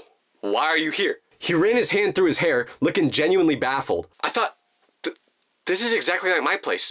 Same layout and everything. So you just happened to break into an apartment that looks exactly like yours? I guess so. You didn't notice our stuff when you walked in and realized that this isn't your place? I was really tired, man. I came through the door and I wanted to go to sleep. Then I noticed something weird. He was wearing these unique looking glasses, and every few seconds, he kept adjusting them, just enough to catch my attention. It sparked my curiosity and triggered something in my brain. What I didn't realize then was that these odd looking glasses would explain everything a little bit down the line. Because with my bat gripped tightly, I watched as this random dude surveyed my living room, realizing he was in the wrong place. His eyes darted everywhere, his face scrunching up more with each new detail he noticed. Dude, I swear I thought this was my apartment. Same couch, oh wait. No, this couch is blue. Mine is gray. When he said that, I responded back to him. Yeah, the couch isn't the same color as yours because it's not your apartment. It's mine that you broke into. He shook his head confused and then said, no, I live in this apartment. Room 904. And there it was. I saw what he did wrong now. Because I had to break the news that he wasn't in room 904. He was in room 804. But his excuse for why he came into my apartment was a lie.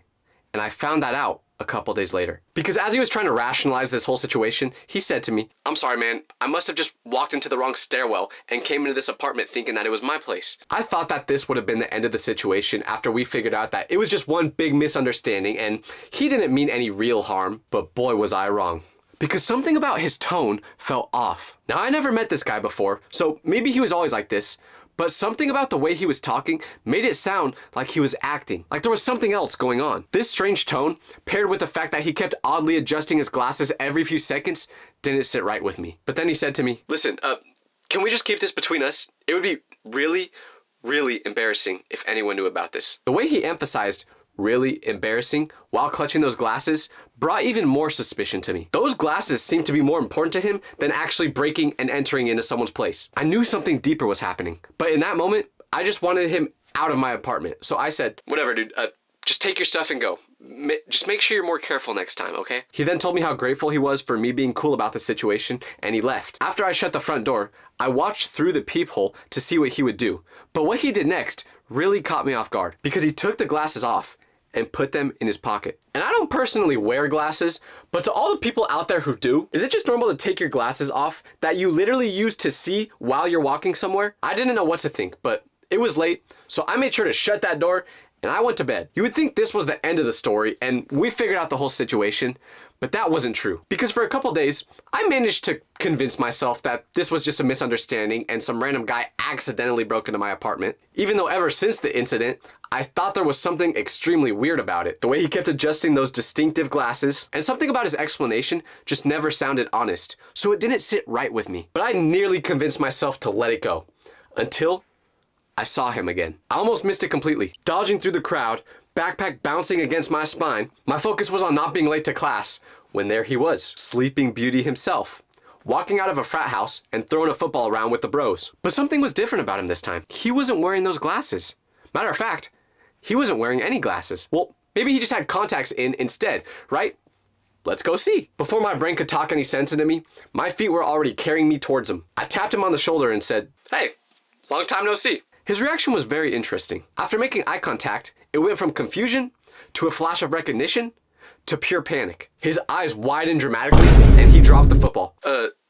Hey, what's up? I didn't know you were in a frat." After I said this, what he would say in his response was a big mistake. Because he goes, "Oh yeah, I live here." Wait. Just a couple weeks ago, he lived in my apartment. And now, he lives here? So I responded with, "Huh? I thought you lived in my apartment building." I could see him start to get red and have no idea how to respond. So I asked him what was really going on. "Okay, fine. I never lived in your apartment building. I'm really sorry about that night." "Yeah, that's what I figured. So why were you ever in there then?" He finally revealed his true intentions to me when he took a deep breath and said, "It was an initiation thing for the fraternity." He pointed back towards their house and then went, "They make pledges do these challenges, and mine was to sneak into someone's apartment and sleep on their couch." I stared at him with my jaw dropped. "Are you serious?" "Dead serious.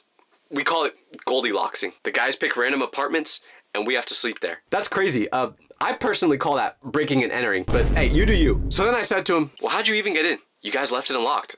I swear I didn't take anything." But still curious about the explanation for the glasses, I said, "Well, I thought you wore glasses. Where are those at?" "No, I don't wear glasses. The ones I wore that night have a camera in them, and we have to wear them during the initiation to prove that we actually did it." So I was like, wait, that means you recorded breaking into my apartment and showed it to your whole frat house? He nodded and went, "Yeah, it's part of the challenge. You have to bring back proof." "So your whole story about living upstairs was completely fake?" "Yeah, I figured that was the most believable story that I could tell to not get in trouble." So of course, I wanted to see the video, and he showed it to me. So I made him delete it, and all I can say is, I really hope he didn't make any extra copies of it because, let's just say, I am not the best looking dude at 1 a.m. when I think I'm being robbed. Never book an Airbnb without reading every single word in the description. That's the lesson I learned after one of the most terrifying nights of my life when I heard someone moving around in what I thought was my empty Airbnb. And I'm about to save you from making the same mistake. So I was planning a trip to go to Yosemite National Park. I was thinking, I haven't touched grass in a while, thought that would be a great place to do it. But when I was planning the trip, I decided I was gonna drive up there the night before, stay the night, and then explore the area the next day, which meant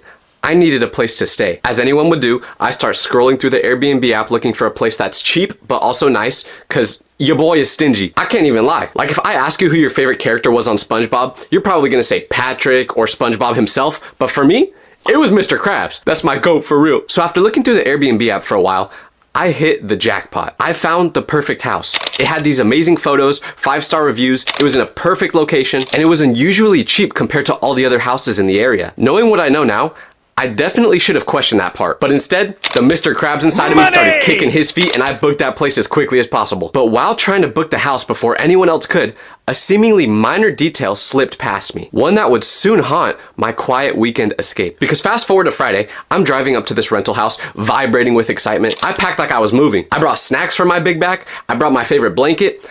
I even brought candles. Do I use candles? No, but I just felt like they were necessary for this trip. And when I pulled up to the house, it matched the photos exactly, which made me question even more why it was so cheap. But I didn't care. When I first saw it, I was pumped. I started mentally planning all the videos I was gonna make to make it seem like this was my house, even though I definitely could not afford it. Shout out to all the fake internet gurus who make a living by doing that, by the way. You guys are the worst. But anyways, the host had messaged me that the key would be underneath the flower pot by the front door. I found it right away, unlocked the door, and stepped inside. But immediately, this is when things started to get weird. Because the first thing I smelled when opening the door was smoke. At first, I just figured whoever stayed there previously had the fireplace on and they didn't open a window to get the smell out. And I didn't pay any more thought to that. So then I headed upstairs to see where I'd be sleeping. And once again, things just felt weird. I get to the top of the stairs and there's a hallway with a couple of doors. One's a bathroom, one's a bedroom that looked just like the photos. But then there was this other door at the very end of the hallway. A door that wasn't in any of the listing photos on the app. And it stood out because it was a completely different color from all the other ones and it looked way older. Being the nosy person I am, I pulled on the handle expecting Narnia to be on the other side, but it was locked, which is super weird, right? Like, why would there be a locked door that looked this weird that was specifically hidden in all the pictures? Because I checked the app again to make sure I just didn't miss it the first time, and sure enough, every picture they took of the house made sure to cut out this weird door. Like, they edited it specifically so it wouldn't show. I step back and look around the hallway again, and that's when it hits me. Something's off about this place. The furniture in the bedroom wasn't exactly like the photos, same style but different color. There was a half-empty bottle of water on the nightstand. It suddenly felt like I wasn't alone in this house. And as the sun starts to set, casting weird shadows through the windows, that feeling only got stronger. You know how in horror movies there's always that one door that nobody should open? Well, this locked one was giving me those exact vibes. I just couldn't stop thinking why they deliberately didn't show the photos of that door in the listing and why it would be locked. But after discovering this forbidden door, I just tried my best to ignore it and enjoy the rest of my stay. I unpacked all my stuff, made myself a sandwich, and tested out the living room. But after scrolling through my phone for about 30 minutes, giving myself the necessary daily intake of brain rot needed to function, I just kept thinking about the room that was locked. So I crept back upstairs for another look. This time, I pressed my ear against the odd-looking door, holding my breath to listen better. I didn't know what I was expecting, but I was just so fascinated with what could be on the other side of this. And then something happened. A faint humming noise sounds through the wood. So quiet that I couldn't tell if it came from inside that room or if it was just my brain playing tricks on me. Because I have no idea why,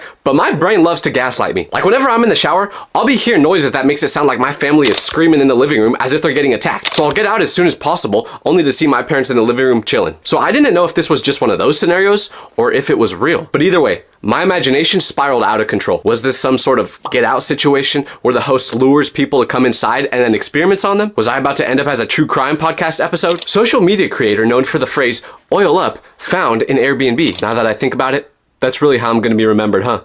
Isn't it? I gotta do something important in my life, so if this ever actually happens, they have something good to say about me. But anyways, I decided to snap a photo of the door and send it to my friend Matt. If I mysteriously disappear, just know it wasn't an accident, is what I said to him. He responded in the most appropriate way possible by sending me a meme of Peter Griffin shooting a fadeaway. Cause why wouldn't he? Did he even read the text I sent? Probably not. But either way, his response actually kind of helped me because it eased my tension and made me feel relaxed. So after deciding that the noises weren't real, I went back to the living room, laid down, and watched some TV. That was until what happened a few hours later. At midnight, with my guard finally down, sprawled out on the couch, I heard something that made me realize the locked door wasn't just creepy, it was potentially dangerous. I was watching some random show, Netflix and chilling, except without the part where you have a girl next to you. But as my eyelids were getting heavy and I was finally starting to forget about that weird door upstairs, I heard a thump. I froze mid-yawn. This wasn't a quiet little creak that old houses make or something that my brain could trick me with. This was real, and it was directly above me in that room. Then it followed by another sound, and another. These sounds had a pattern to them, as if someone was moving up there. I grabbed the remote and hit mute on the TV. The sudden silence somehow felt worse. I held my breath and listened, afraid even my breathing would mask what that sound was upstairs. But for about 30 seconds, there wasn't another sound. Once again, I tried convincing myself that everything was just okay. Maybe a bird was walking on the roof. A really, really fat bird. Or who knows, maybe it just started hailing. But then I hear another noise. And this one couldn't have been mistaken for a bird on a bulk. You know why? Because this time, I heard a voice. I go full statue mode, barely breathing. My mind raced through every possible scenario. Was it someone breaking in? Was it a ghost? Or was it something even more scary, like young Sheldon? Bazinga. Then I heard the footsteps again. They moved from one side of the ceiling to another. Slow, deliberate steps, like someone was trying to be quiet, but they were unaware that I was below them. This wasn't my imagination anymore, or just the house settling.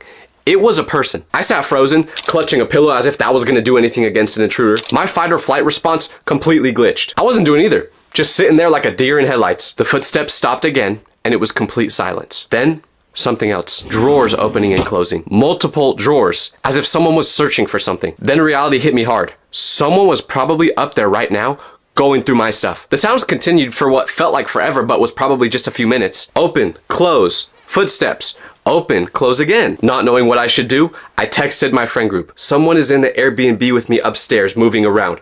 What should I do? Their responses came instantly. Get out now. You're cooked. They're gonna touch you. Great advice, guys. Nothing like your friends making jokes when you're freaking out. I know it might sound stupid to text your friends in this scenario, but it just gave me a sense of comfort. Then, I tried deciding what to do next. Because I know what all of you are thinking. Leave the house. And that's what I wanted to do. But remember, my room was also upstairs. So when I got there, I put all my stuff up there, including my keys. I couldn't make a run for it without my car, but also, I did not want to go back up there. So instead, I just stayed put. Have you ever been in a moment where the silence becomes more terrifying than the noise? That's where I was. The footsteps had stopped, and not in a maybe they're gone way, but in that horror movie, they're waiting for that perfect time to pounce way. At this point, I'm crouched behind the kitchen counter, clutching a butter knife as if it would actually do anything, just trying my best to be quiet. I turned all the lights off in hopes that whoever was up there wouldn't know that anyone was downstairs in case they came down. But the thing about hiding in the dark is that it works both ways. Whatever is making this sound can't hear anything, but I can't hear anything either. Until I noticed something that made my heart drop. Shadows moving across the wall, shaped exactly like a person. The faint glow from the street lamps outside made that shadow seem 10 times bigger than it really was, making my heart pounce like a cheetah. Suddenly, my grip started to tighten on the knife. Fun fact about me, I've never won a fight in my life. The closest thing I've ever had to combat training was watching these YouTube videos while in the back of an Uber that were called self-defense moves anyone can do. Because the driver was a little creepy, so I started playing those videos out loud. So basically, I was doomed. The shadow stretched toward the ceiling as someone definitely was coming down the stairs. Time slowed down as I watched this mystery person walk down the stairs of what I thought was my Airbnb. Once again, my brain went wild. Was this a serial killer targeting solo Airbnb guests? Did they have a secret entrance to that locked room? Was whatever was about to happen gonna turn me into a meme? The shadow got to the bottom of the stairs and froze. Completely still, listening. I pictured them standing there, head tilted, trying to figure out if they were alone. But now, it went towards the front of the house instead of the kitchen where I was at. Were they looking for valuables? Were they trying to block my only exit? Crouched behind the counter, my legs cramping, I debated on making a noise. But then I thought, that's exactly what the people in horror movies would do right before they die. So I stayed quiet. Then, I saw my chance. The shadow moved toward the front door, away from both me and the hallway leading to the back door. If I was gonna run,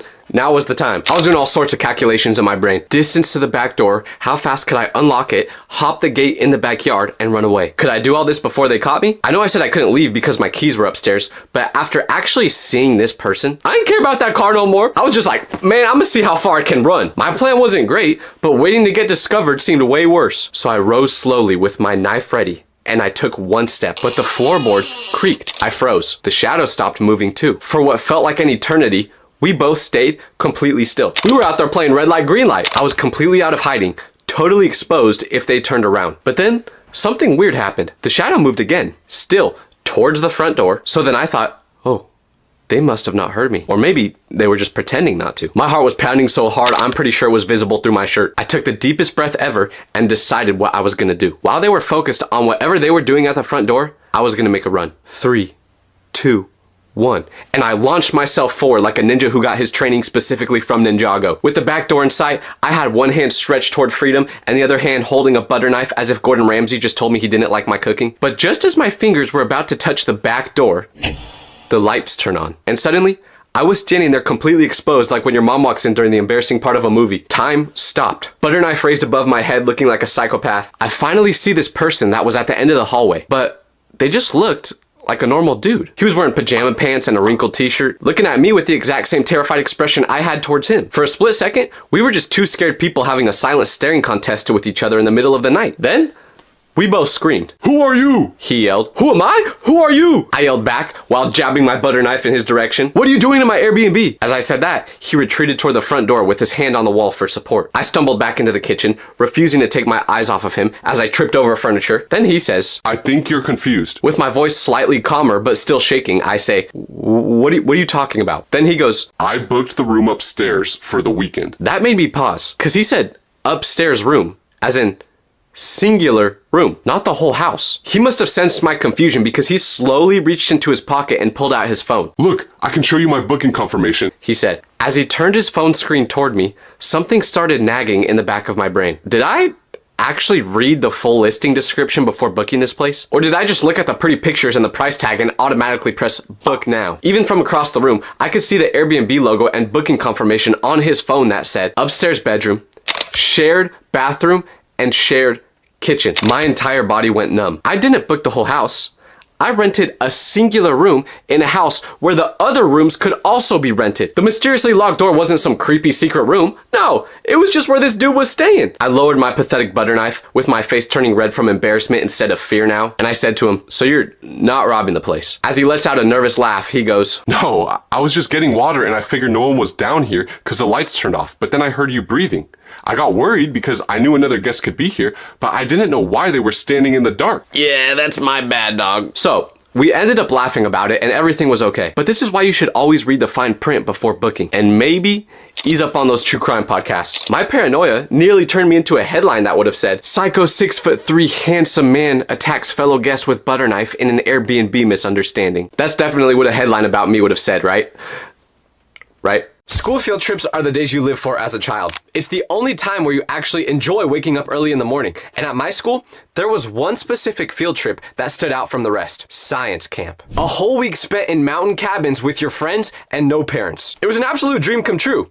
Until we actually got there. Many years later, I still struggle to explain what happened in those woods that night, but this is how I remember it. So at my school, we had a field trip called Science Camp, which was basically described as the most life-changing experience you would ever go on. Like whenever students would come back from this trip, they'd talk about it as if they just took a school bus to Mars. That's how much they hyped it up. Like it sounded something straight out of the Magic School Bus TV show. And you know what's crazy? The Magic School Bus could literally be anywhere right now. Like it could be inside your body.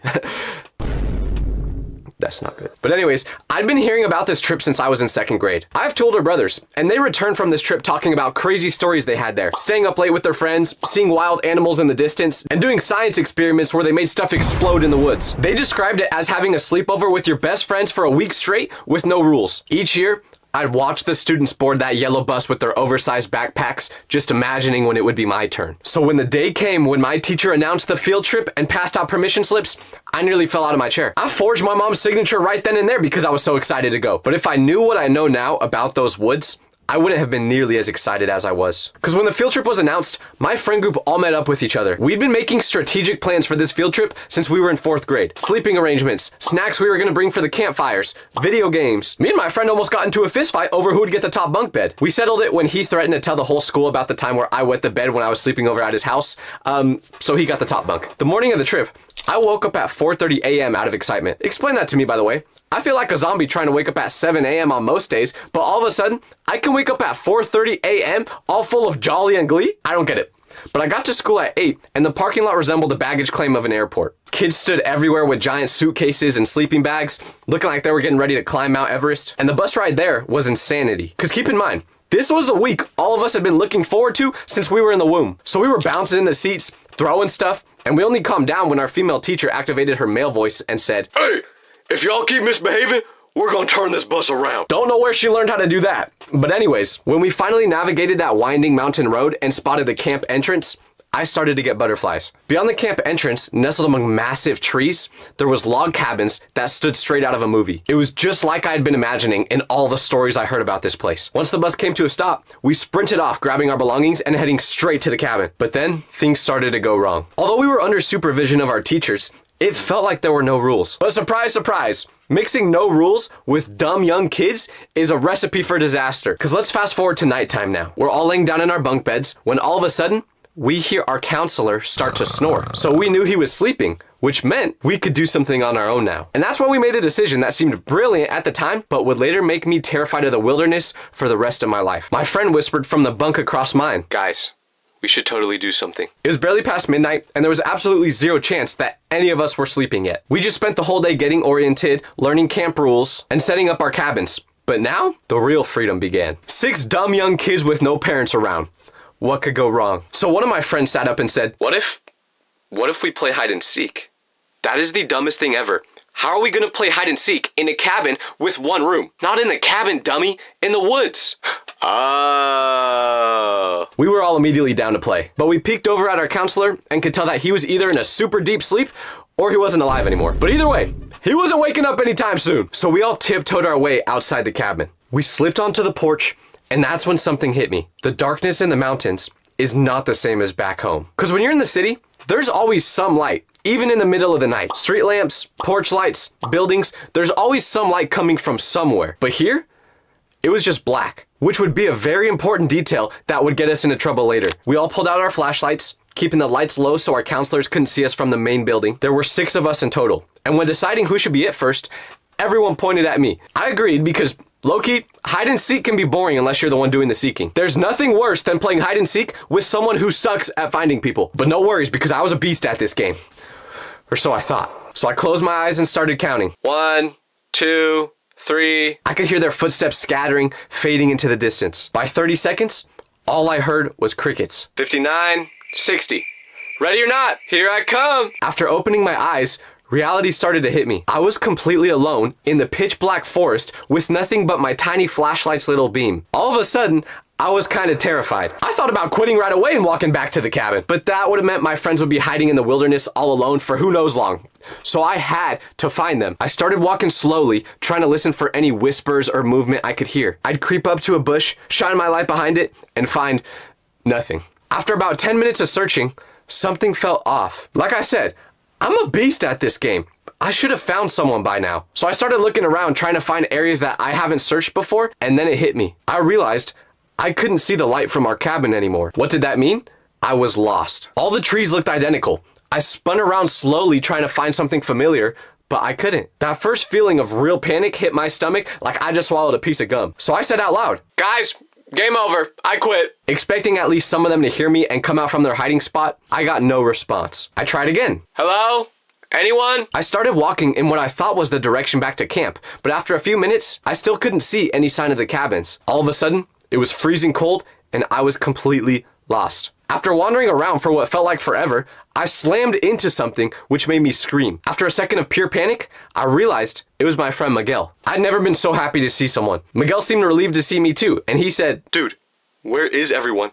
I've been walking in circles for 20 minutes. I told him I had no idea and that I was lost too. So now that I had another person with me, I felt comfortable trying to find everyone else.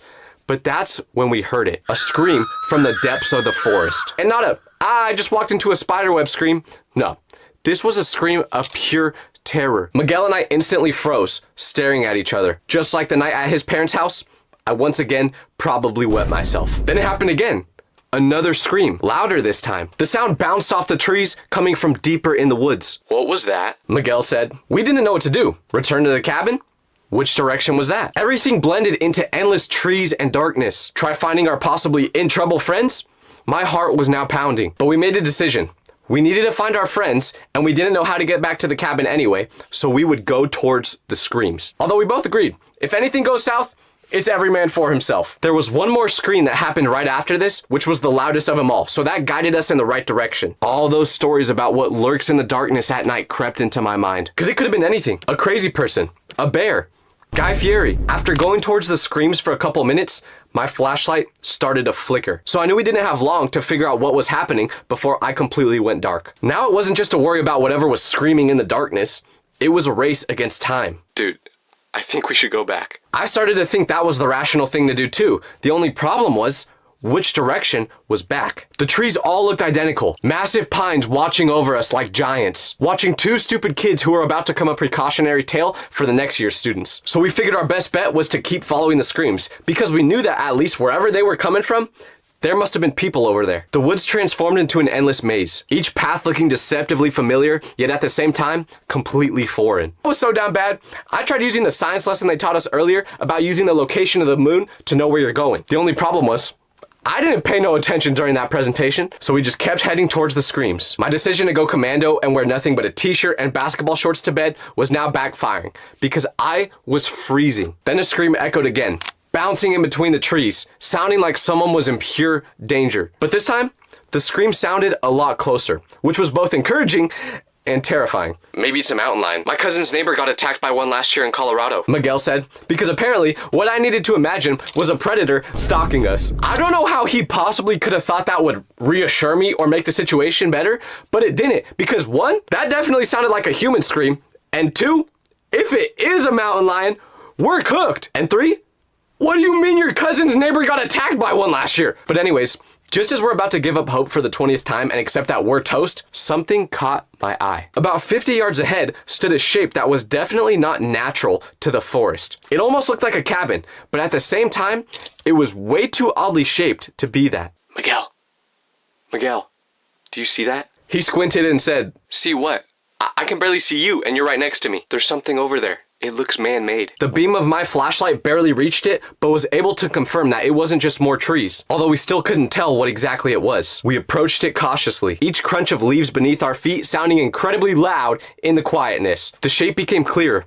It was a structure built into the side of the mountain. After getting closer, Miguel whispered, Is that a door?" We crept up a little more, and from the looks of it, we thought it was some type of bunker with a small door in it that looks like it was made for a Smurf, which is a problem for a guy like me because I'm 6'8". Hell no, man. But the weird part was, we could smell something coming from it, almost as if someone was just in there. So we thought for sure, whatever was making those noises was definitely inside there. We stood frozen about 20 feet from the creepy entrance, deciding what to do next. What kind of person builds a hidden bunker in the middle of the mountains? Was it like an end of the world type of thing? Was it for the military? And more importantly, what was making those screams that sounded terrified? Whatever it was, I didn't want to suffer the same fate, so I was reluctant to go inside there. The door had these weird carvings on them that we couldn't make out in the dark. Miguel kept squinting at them with his light, which was now flickering too like mine, but we still couldn't read it. The darkness beyond the entrance gave us no hint of what was inside. "Do you think our friends might be hiding in there?" Miguel asked. "If they are, they probably ain't doing well based off those screams we heard earlier.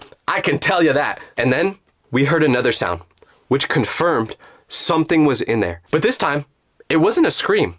It was a laugh. Multiple laughing sounds. I didn't know whether to be reassured or terrified that someone was laughing in the middle of the woods at night, especially when they were just screaming 10 minutes ago. Like, are you having the time of your life in there, or are you terrified? Somehow the laughs felt even more creepy than the screams because it made no sense. "Should we go in?" I asked Miguel, even though every cell in my body was saying, "No! You know what happens if you do that." Miguel looked at me as if I just suggested that we jump off a cliff. "I ain't going in there first." I didn't blame him. I didn't want to go in first either. I low-key thought about just pushing him inside to test the waters, you know? No, I'm just kidding. I wouldn't do that. I was really just thinking that we shouldn't even try going in at all. But then I thought about our friends. What if they needed help? What kind of friends would we be if we just left them here in the middle of the night? It's time to be brave. So I decided to be brave and stay. And I also had no idea how to get back to the cabin still, so this was our best chance at doing that. But yeah, mostly I was trying to get our friends back. Maybe we could just call out a noise, which is what Miguel suggested. And that seemed like a much better plan than my idea to sacrifice him by pushing him inside. We took a step closer, but not too close. Then Miguel said, "Okay, do you want to make the noise or me?" And I volunteered. So with my chest puffed out, in my most intimidating voice possible, I went, "Hello?" But my sound got no answer. As it goes back to complete silence, I hear, "Hey!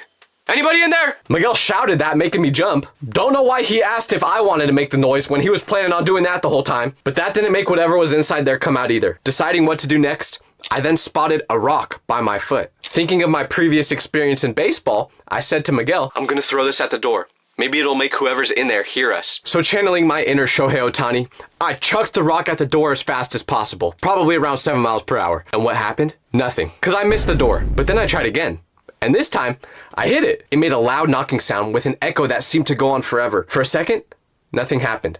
And then, silence. The complete kind that feels like someone just pressed mute on the whole forest. No crickets, no wind, Nothing. Miguel and I exchanged looks at each other, and his eyes were just as wide as mine. But that's when we saw it. A flashlight turn on underneath the door. Someone was inside. Miguel whispered to me, "We should run." As he was already backing up, all of a sudden, he didn't have the same toughness as 2 minutes ago when he was screaming for someone to come outside. But like I said, this was our best chance at getting some sort of answers. Then quickly, a beam of light shot out from the entrance, blinding us after all that darkness as the door opened. I threw my arms up, convinced that this was it. I thought we were about to be captured by some forest-dwelling psycho, and then a figure started to emerge. My stomach dropped, my throat was closed, time seemed to stop. The person was tall and had to duck through the opening. We could only make out their silhouette because of their flashlight pointed towards us. I thought I was seeing Slenderman at first in the dark wilderness. I was about to sprint away because, remember, every man for himself like we talked about. But then the figure spoke. "Well, well, well. What do we have here?" I recognized that voice. The figure stepped fully out of the structure and aimed his flashlight away from us so we could finally see his face. So there I was, about to have a heart attack, when this figure shines the flashlight towards their face and reveals that it was a camp counselor. He was laughing his head off as we looked terrified. Turns out that weird bunker was the camp's echo chamber, which is a place they use to teach kids about sound waves. All those terrifying sounds we heard? Just him messing around testing the acoustics of it before he took the students to the place tomorrow. We explained everything that was happening and told him that we were lost. Of course, he knew his way back to the cabins, which literally took 5 minutes. Apparently, we were just wandering in circles the whole time, terrified over absolutely nothing. But wait, there was still a problem, because our friends were still out here somewhere, right? No! When the counselor took us back to our cabin, you know where they were? Laying down in bed. Me and Miguel were the only ones that were still outside. Apparently, they got scared and cold after about 5 minutes and just gave up and went back. I'm real glad they decided to tell me and Miguel about that. The counselor promised that he wouldn't tell any of the other counselors or teachers about what happened if we just promised to stay in our cabin the rest of the trip. We happily agreed. I didn't learn anything about science that trip, but I did learn a super valuable lesson about not playing hide and seek in the woods. The last day of school is supposed to be the best day of the year.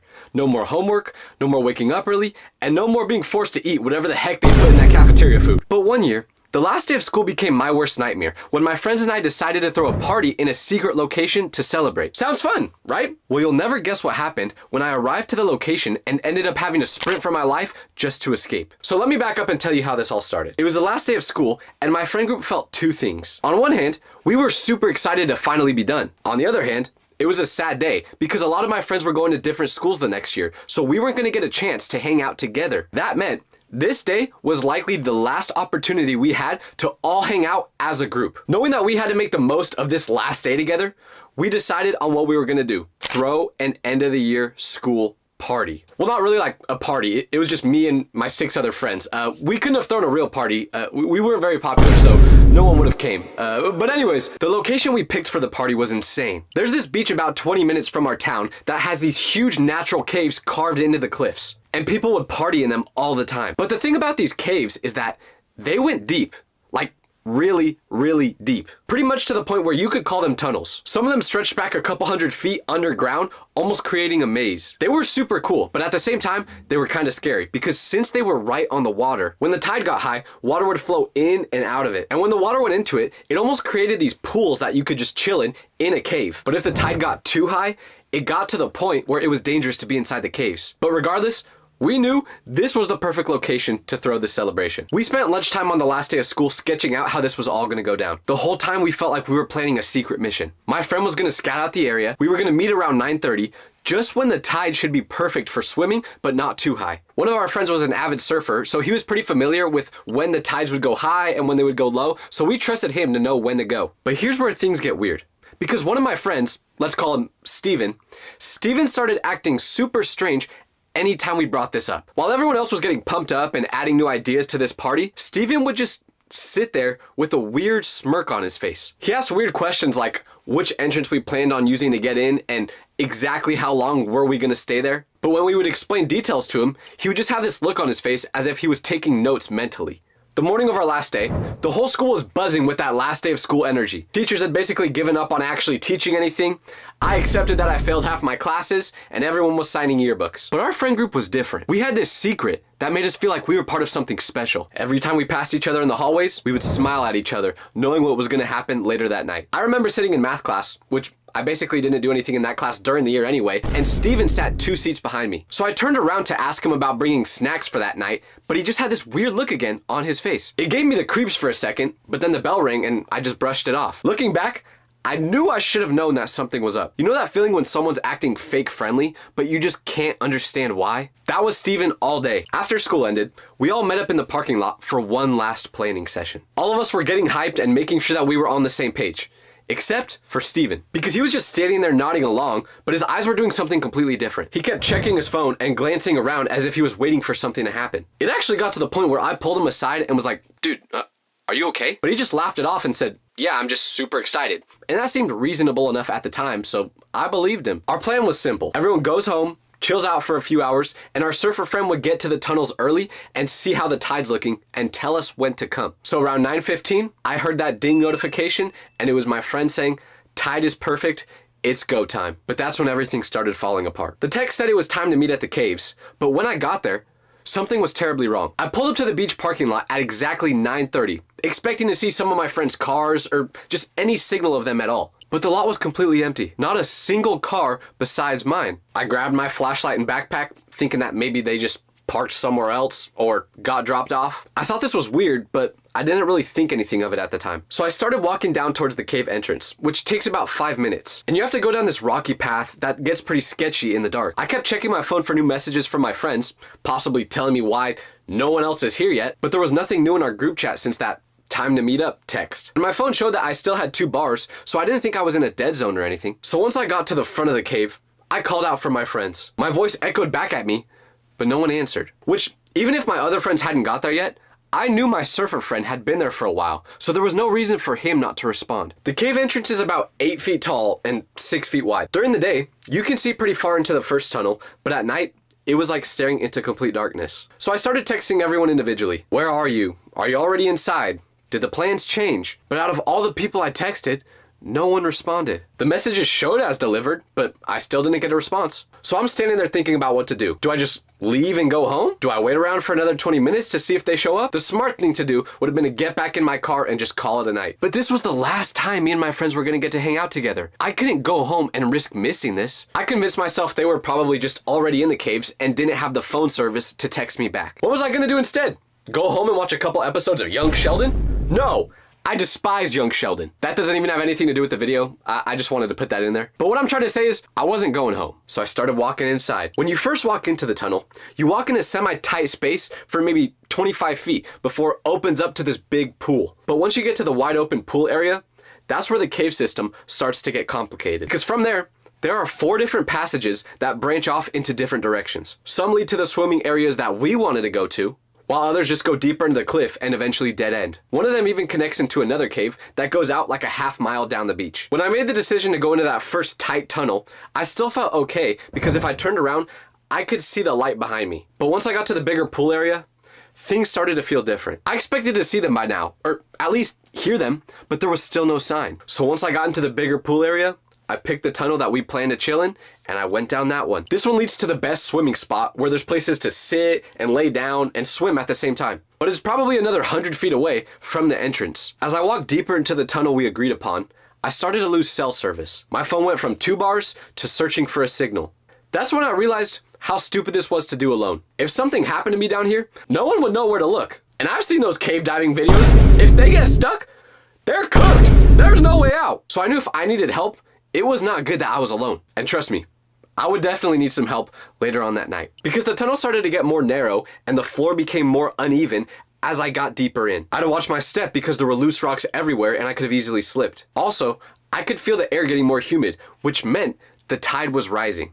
I felt safe being in that cave with my surfer friend, but I had no idea how these tides worked, so being in there alone, I didn't know if I was safe or not. And I was probably about 80 feet into the cave system when finally something happened. I heard voices echoing from somewhere ahead of me. My heart jumped at first because I finally thought I found my friends. The sounds were coming from deeper in the tunnel, around the area where we agreed to meet. I couldn't make out words because of how strong the echo was, but it was definitely people talking. So I was sure it was my friends. I picked up my pace, feeling relieved that this whole search was finally about to be over, but little did I know, it just started. Because the noises I heard through those caves should have made me run immediately. But I was so convinced that it was my friends that I kept pushing deeper into the cave system. And the sounds were getting louder as I moved forward. But with the noises bouncing off the walls sounding like they were coming from everywhere, and all the different little holes and areas that you could go into the tunnels, I started to get confused on if I was going the right way. I'd never been in these tunnels alone before, so I second guessed if I was actually going in the direction we talked about. I was sure my friends were close because of the sounds I was hearing. The air was getting thicker and more humid,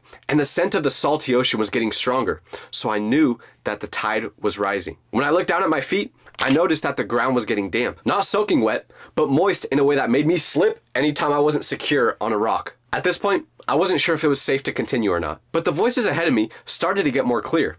I felt like I was close. I called out a few times hoping for a response, but once again, my voice just bounced right back at me. Either they couldn't hear me, or they were ignoring me on purpose. I started thinking they were setting up some sort of surprise or prank for me, but my biggest mistake was assuming that it was them at all. Because next, I heard what sounded like screaming. And now the water situation was getting worse. What started as just a damp ground turned into actual puddles that I had to step around. By the time I realized the water was rising, it was already covering my shoes. The cave floor slightly sloped down towards the swimming areas, so that's where all the water was going. And let me just tell you, moving through ankle-deep water in a dark cave is not easy. I ain't a fish, and even if I was, I still might have not made it. Honestly, the only thing I would be doing if I was a fish was searching for Lola from Shark Tales.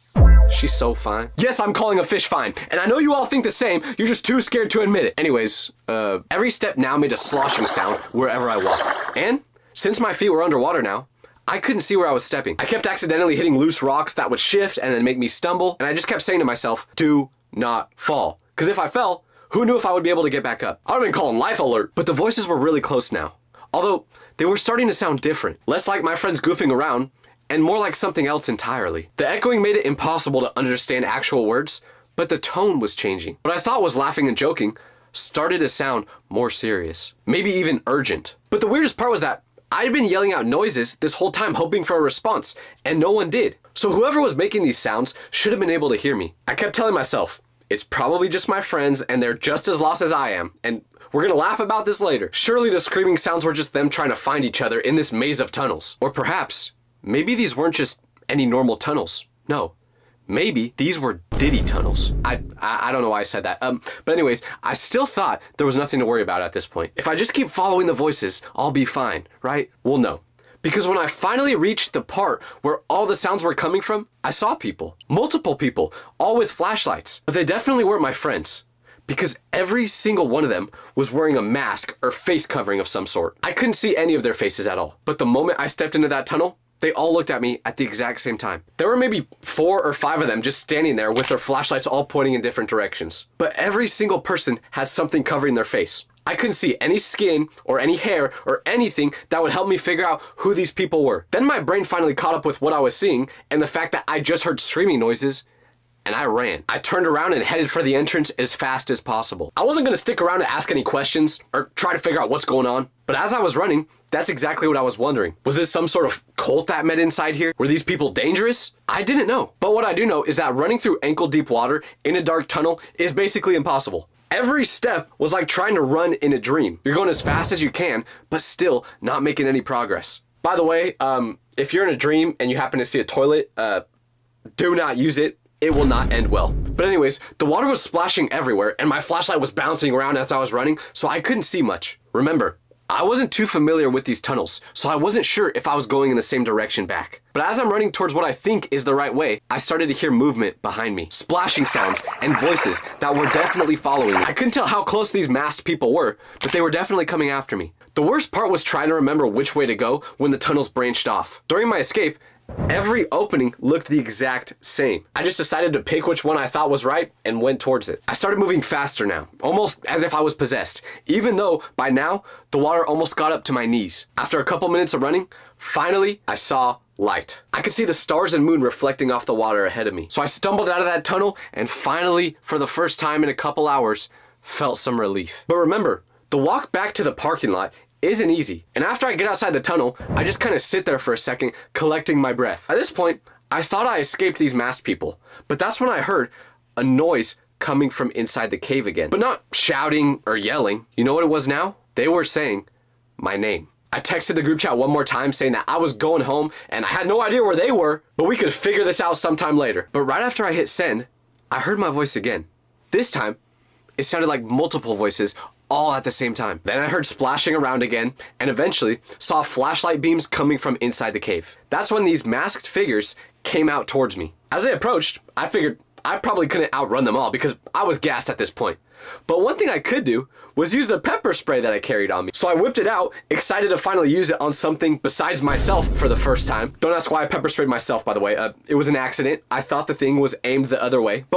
Anyways, just as I was about to use that pepper spray, these masked figures did something I never expected. I had the can out and ready to go, and these people were maybe 20 feet away, closing in on me quickly. But then the person in front stopped running and reached towards their mask. They grabbed it with both hands and pulled it off their head. Who was it? Not some random person that happens to live in the caves. No, you know who it was? It was Steven. He was grinning at me like this was the funniest thing that had ever happened. Then the rest of them started taking their masks off too, one by one, and I just see all my friends smiling ear to ear. I just stood there holding my pepper spray, trying to process what just happened, looking like an idiot. These weren't random dangerous people. No, it was my friend group. The same people I'd been texting and not getting a single response from for the past hours. Although I knew I wasn't in any danger now, I still thought about using that pepper spray. But I gave them a chance to explain what happened first. And of course, Steven was the one to speak up. He was still laughing when he said that the whole reason they decided to go into this cave was just so they could pull this prank. Remember how he was acting all suspicious whenever we would talk about this party we were gonna throw? Turns out he wasn't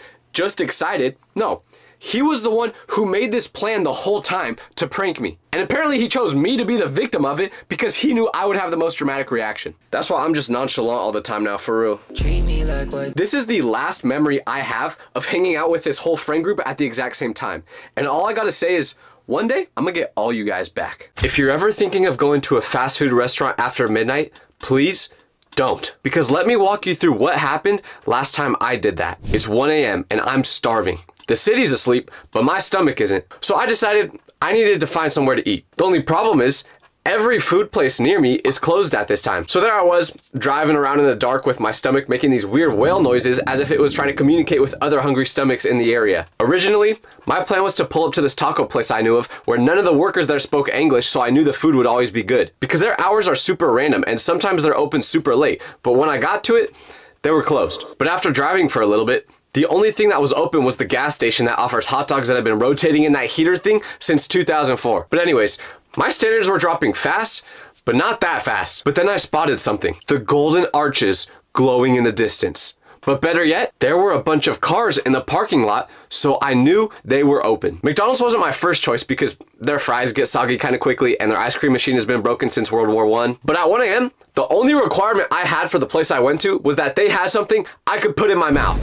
Wait, pause. So I pull into the parking lot, but immediately, something was off when I got into the drive-thru. Because I get to the screen with the menu, waiting for them to say hello to me and ask what I want to order. But after about 10 seconds of waiting, nothing was said. So doing something I'm usually too scared to do, I tried initiating a conversation for once. I said, "Hello? Is anyone there?" But after another couple seconds, it was still silent. But then, I heard something weird. Music playing in the distance. But after locking in on what the sound was, I realized it was coming from inside the McDonald's. But it wasn't their typical Kids Bop elevator music playlist that they usually play in there or whatever it is. But instead, it almost sounded like a party. But to make things even more weird, I finally heard a sound come from the intercom at the drive-thru. And everyone knows, the drive-thru speakers usually sound terrible. But this one wasn't just terrible, it was downright suspicious because there was a static noise coming from it. But the problem, it was what I could hear behind the static that made my midnight food run feel like I just stumbled onto something I wasn't supposed to. But because there was noise coming from the intercom now, I figured they were listening to what I was gonna say and just wanted me to say my order. So I cleared my throat, making sure I didn't voice crack when I tried to speak. But as I'm about to tell them my order, I say, "Hi, can I get a..." And then I hear a bzzz sound. This weird static noise cut me off mid-sentence. It wasn't regular static though. It was the kind that sounds like when an alien is trying to communicate with humans through the radio. Like if you focus really closely, it almost sounded like you could hear voices. I knew people must have been inside since there were so many cars out there, but I didn't know what was going on. So I was just like, well, maybe they can't hear me. Let's try yelling. So I went, "Hello? Can I order?" But once again, more static. But this time, I noticed something underneath all that noise. People talking. A lot of people. It sounded like a full-on conversation happening, and I could hear the music in the background. It was faint, but unmistakable. So I'm starting to think they accidentally left their mic on for the intercom while they went to do something else. So I tried again.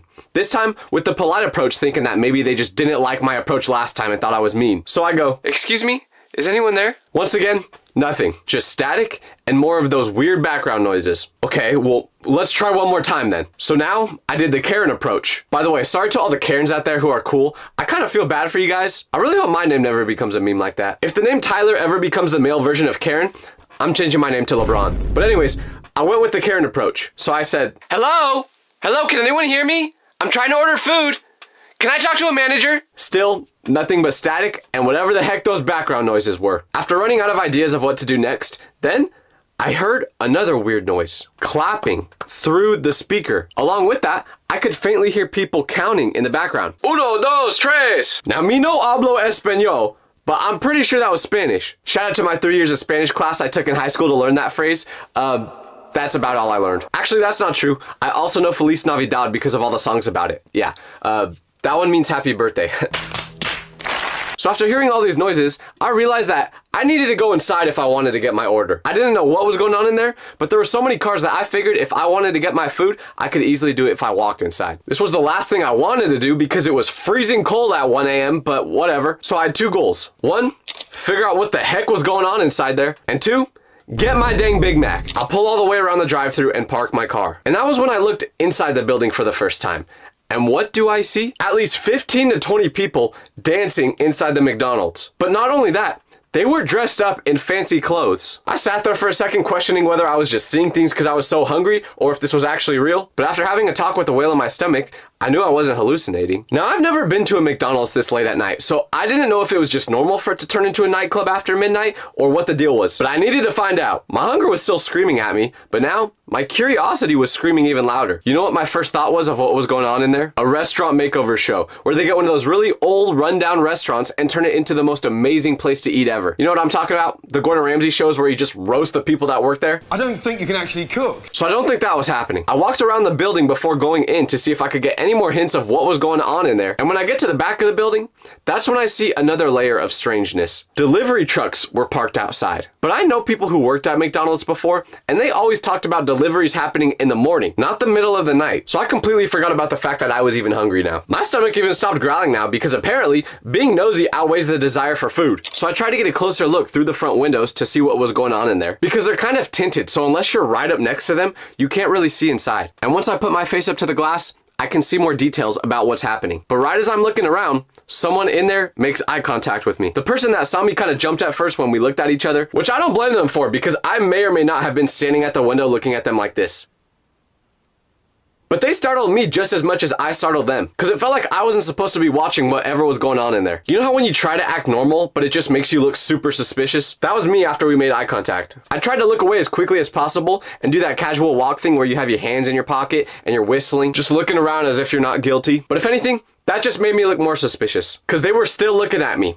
So I just went back to my car. I sat there for a couple minutes thinking if I should try going inside again or if I should just go back home. But I was too curious and too hungry to leave. So I snuck back up to the window to see what was going on again. But this time, I made sure to be more discreet. And after looking around inside for a while, I started to notice some things. A bunch of balloons hanging from the ceiling. Streamers crisscrossed against the menu board. But the weirdest thing of all, a photo of a random girl stood up on a canvas in the middle of the place. I had to look up and make sure this place was still a McDonald's and it hadn't been turned into a convention center since the last time I was there. I'm not usually a guy that stays up super late, so I wasn't sure if this was just something that always happens at this time. Eventually, I just said I'm gonna go for it and try going inside to see what was happening in there. I tried looking confident this time walking up to the door instead of taking that stalker approach I took the last time. I once saw someone say that if you act like you belong somewhere, no one will bat an eye. Unfortunately, whoever said that is a liar though, because I once went into a Holiday Inn trying to get a free continental breakfast because they slap so much, and I walked inside there with my chest out looking like I owned the place. Then I went into the kitchen and started making myself a waffle, but I got kicked out right away by an employee asking to see my room card. So I went straight up to that door and reached on the handle, expecting it to at least open, but unfortunately, it didn't budge. I tried again, thinking that it might just be stuck, but nothing, which made zero sense considering there were dozens of people inside looking like they were having the time of their life. None of the people in there heard me do doing this because of the loud music that was playing, so they didn't come to the door. But after giving it one more big tug trying to open it,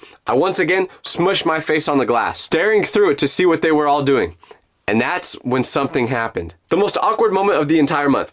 Maybe even the entire year. A guy standing near the entrance turned around and caught me with my face smushed against the glass as if I was trying to make love to the window. Unfortunately, that's about as close as I have gotten to making love, so I'll take it. But we locked eyes for a couple seconds. Me with my, I promise I'm not trying to impregnate this window right now, look on my face. And him with his, who is this person trying to break in right now, expression on his face. My face turned red with embarrassment. After locking eyes with me, he didn't even say anything. He just looked me dead in the eyes and shook his head slowly as if he was saying, no, you cannot come in. It felt like I was getting turned away from a VIP event. Like, nah, sorry, bro. The Filet-O-Fish party is invite only. Joke's on you. I didn't want to party at McDonald's anyway. I'm going to Wendy's where she knows how to throw a real party. No, I didn't say that. But anyways, back to reality. I stood frozen, considering what to say next. Should I mouth something like, open the door, through the glass? Hold up my wallet saying that I want to pay for food? Just accept defeat? My stomach growled loudly enough that he probably heard it through the door. And the entire time this was going on, the gathering continued behind him. People laughing and dancing, completely unaware of the hungry guy just standing at the door. I felt like I was watching whatever was going on in there through a TV screen. So I decided, regardless of whatever was happening inside there, they weren't going to let me in. And I accepted defeat. I realized I was just gonna have to go home and settle for eating cinnamon on ice once again. Just as I was walking back to my car, feeling totally defeated, I then hear a voice. Hey! I quickly turn around and see that the man playing defense on that front door like Prime Maldini was talking to me. So I respond with, yes? And he waves toward me, signaling to walk back towards him so we can talk. Then he says to me, were you trying to get food? And I say, yeah, at first I was, but then I was trying to figure out what was going on in there after seeing everything happening. Then he gives me the big reveal. The owner of this restaurant has a daughter, and it was her birthday that day. So they were throwing a birthday party for her in the McDonald's. Then my heart dropped. Oh my gosh. Ronald McDonald has a daughter? Not but for real. I was wondering, who throws a birthday party at 1 a.m. in a McDonald's? Everything suddenly made more sense though, from the fancy clothes to the decorations. Then I asked the guy if there was a chance those fryers were still running. And he goes, nah, I'm sorry. You won't be able to get any McDonald's food tonight. But I can give you a cookie. So I gladly took one, went back home, and went to bed. I don't know if this is a common thing that happened at fast food restaurants past midnight. If you're a night owl and you're aware of this happening, please let me know. But from now on, I'm not testing it anymore. Picture this. It's 1 a.m. and you're about to stop working your shift as a food delivery driver when suddenly you get an order for one thing, a medium Coke. You think, that's a little odd, but you accept the order anyway. But when you arrive to the delivery address, you see a massive house with no lights on. So you text the customer saying, I'm here, and they reply with, Doors unlocked. Come upstairs. Because this is an experience I went through, and what happened next made me quit that job forever. Let me explain. So when I was in high school, I used to be a Postmates delivery driver. I wanted to have a job, but I also wanted the freedom to only work when I felt like it. So this seemed like the perfect thing for me. And at first, it was. I genuinely enjoyed doing it until one particular night. Because there would be times where I would get a weird order, or the location I was supposed to deliver it to was a little sketchy, but nothing like this. This night was different, because there I was at almost 1 a.m. with my eyes barely staying open after working 6 hours on a Postmates shift. And you might be asking, Tyler, why are you working that late? Well, I had a goal of making a certain amount of money that day, and I was super close to it, so I was just gonna keep going until I finally got to it. But I got so tired that I was just about to forget about that goal and hit log off on the app, when suddenly I get an order. My phone buzzes, and usually I love that sound because that sound equals money. But this time it was different because after looking at this order, I wanted to throw my phone out the window. The person ordering only wanted one thing, a medium Coke. No food, just a drink. And at first I was annoyed. I was thinking, who orders just a drink this late at night? Like, why would you need a single Coke delivered at 1 a.m.? With all the fees and everything, a single Coke was gonna cost like 10 times what it normally would if you just went to the gas station and got one. So that was a little weird. But then I looked closer at the map and saw just how far their delivery location was. Which if you've ever been a delivery driver, you want the destinations that are far because that means more money. So I was like, okay, fine, I'll do this one last delivery and it should get me to the goal I wanted to reach. The GPS took me down these winding roads, further and further from any city lights. And I'd never been to this part of town before, so I wasn't familiar with it at all. But as I'm driving, with each turn, the houses got fewer and fewer and it became more quiet. I had a weird feeling in my stomach about this delivery, but I couldn't pinpoint exactly what it was. I kept checking the GPS to make sure I was going the right direction, but after about 15 minutes of driving, it said that I arrived to the location. There was a huge iron gate that was rusted and creaking open, swaying around in the wind making sounds. So I stopped for a second, wondering if I should just leave the Coke at the gate and call it a night. But in this person's order, they specifically said to let them know when I got there and they would come out and get the drink. So I drove through the gate and up this super long driveway, but when my headlights shined on the house, I was shocked at what I saw. It was a massive old mansion just sitting there in the dark, except for one flickering porch light that kept flicking on and off as if it was sending some sort of signal. I parked my car at the bottom of these steps that led up to the front door, and I turned off my engine, which made everything quiet. When my lights turned off, I noticed that there was no TV glow from windows, no kitchen lights, nothing inside that house that actually showed someone was inside there waiting for their drink. So I sat there for a minute, thinking about my choices. I could just drive away and say I wasn't able to find the place, but I'd already come this far, and canceling now meant no payment at all. And I needed that money, because this was back during prime Fortnite days, so you know I was saving up to buy those female Fortnite skins because they looked cooler. So I grabbed the drink, took a deep breath, and got out of my car. The house was so dark that I had to turn on my phone flashlight, which honestly didn't really help. The front yard was a mess. There was a bunch of overgrown grass that literally went up to my knees. Like I was waiting for a snake to come out and bite me. If a snake bit me, would you get the venom out?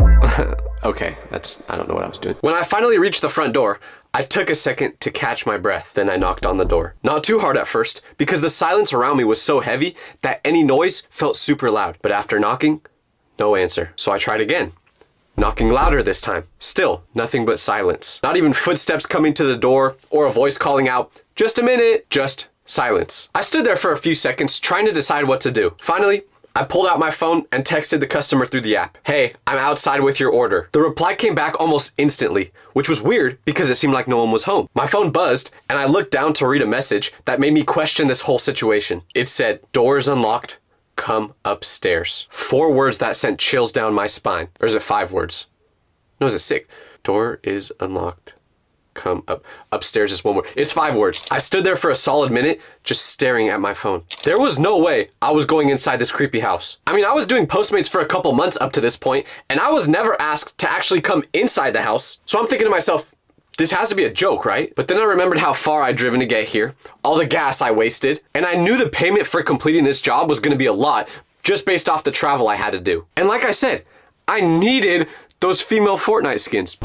Plus, if I cancel the order now, I might get a bad rating, which would mean fewer deliveries in the future. I tried calling the customer, thinking I could just maybe ask them to come to the front door, but the phone rang and went straight to voicemail. A generic automated voice told me to leave a message, so I hung up without saying anything. That made everything feel even weirder. Like whoever ordered the Coke didn't want to speak to me over the phone. I stood on their porch, wondering why someone would order just a medium Coke for delivery to a destination this far out. Was this some kind of prank?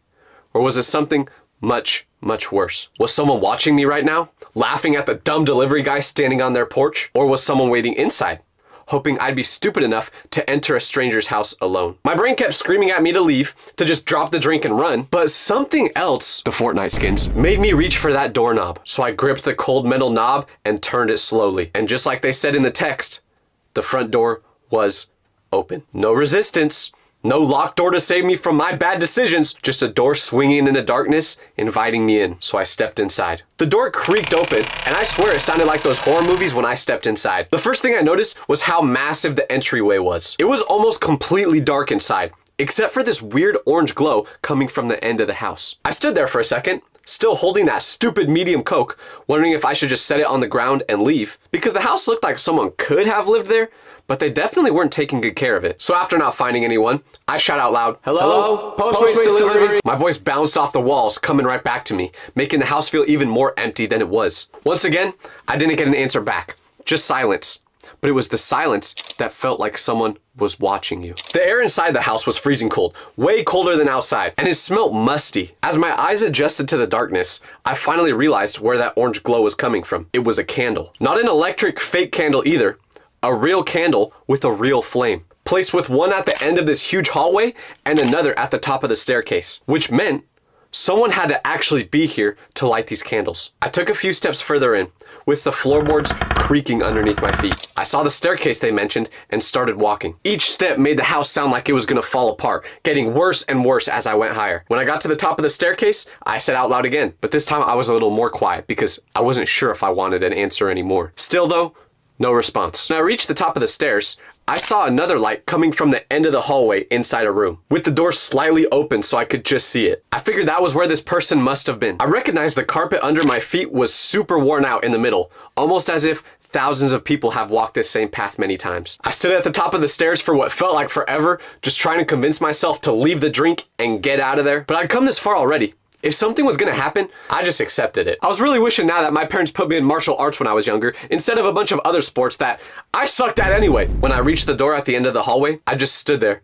staring at it. My hand was shaking as I reached out to push it open. So I slowly tapped the door, opening it. But the room was completely empty, except for the candle lit up inside. The flames cast these weird dancing shadows on the walls that made it look like someone might have been in there, even though I was completely alone. Or at least, I thought I was. Because the windows were covered with what looked like old bed sheets, yellow and stained. They were nailed to the window frames, blocking my view of the outside. Was it maybe to keep people from seeing inside the house? Or was it maybe to keep people from inside the house to not be able to look out of it? I wasn't sure. So now I shouted to the point where anyone could hear me. "Hello, I have your drink!" But the silence that followed felt heavy, as if it was pushing against me. And that's when I heard it.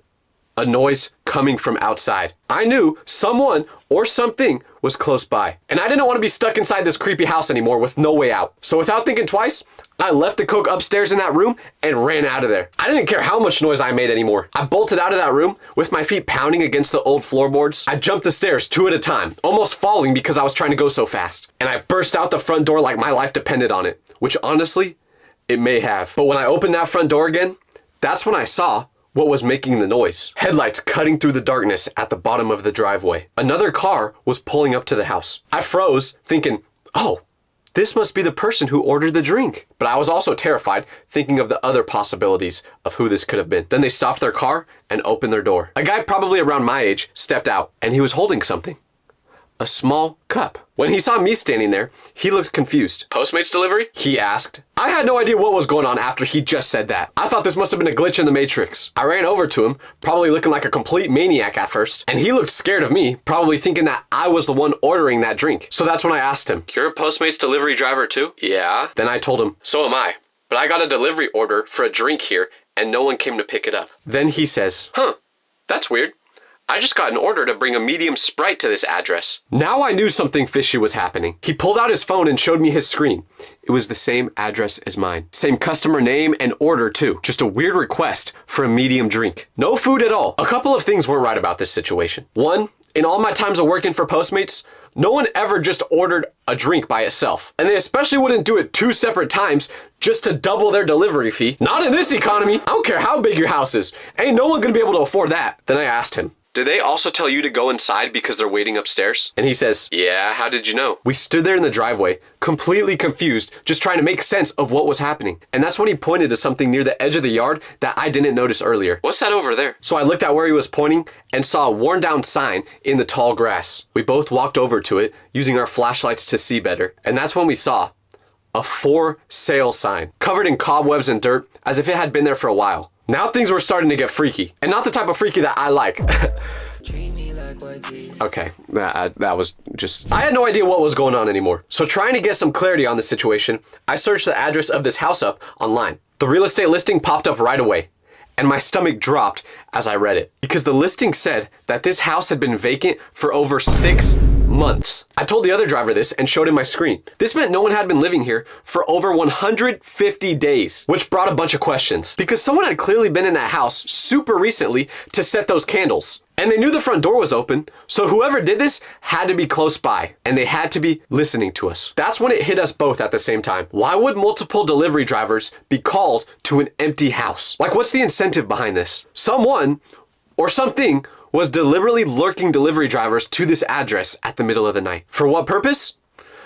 Well, it wasn't a good one. Because after this realization, the driver left, not caring about the money he was giving up, and told me that I should do the same. He didn't need to tell me twice. We both jumped in our cars and got out of there. But I couldn't stop thinking about what the reasoning was for all of this. All I knew was that someone had gone through a lot of trouble just to get these delivery drivers to go to this abandoned mansion in the middle of the night. And I had a feeling I wasn't the first delivery driver to go through this, and the person that came after me wasn't going to be the last. So the next day, I made a really dumb decision. Because I couldn't get this house out of my head, trying to figure out the truth behind this whole scenario. So I decided to go on this forum online where delivery drivers share scary stories about creepy deliveries they had in the state I was in. So I searched up the name of the street from the order to see if anything popped up, and what do you know? I found multiple posts about that same house. Different drivers, different delivery apps, but the same pattern every time. They order just one drink with instructions to come inside, and when they get inside, there's a candle lit up. The exact same thing that I experienced. Apparently, this had been happening for months. All the stories they had sounded super similar, except for one. Because although in most of the posts,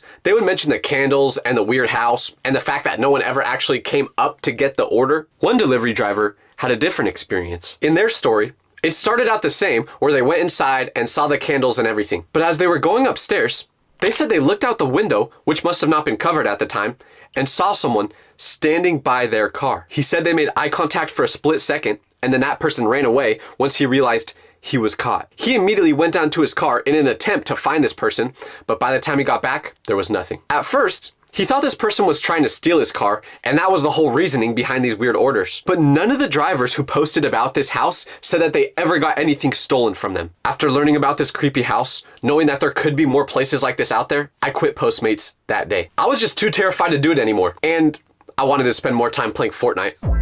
But mostly I was just too terrified, so I deleted the app completely. But here's the thing that still freaks me out. About a year ago, I randomly thought about this story for the first time in a while. So I decided to drive back by that house, but in the daytime, just to see if anything had changed. But when I arrived, what did I see? Nothing. The house was demolished. So I don't have the answers to what was really going on inside this house, and after it got demolished, I probably never will. But if there's one thing I know now, it's that I will stay unemployed forever.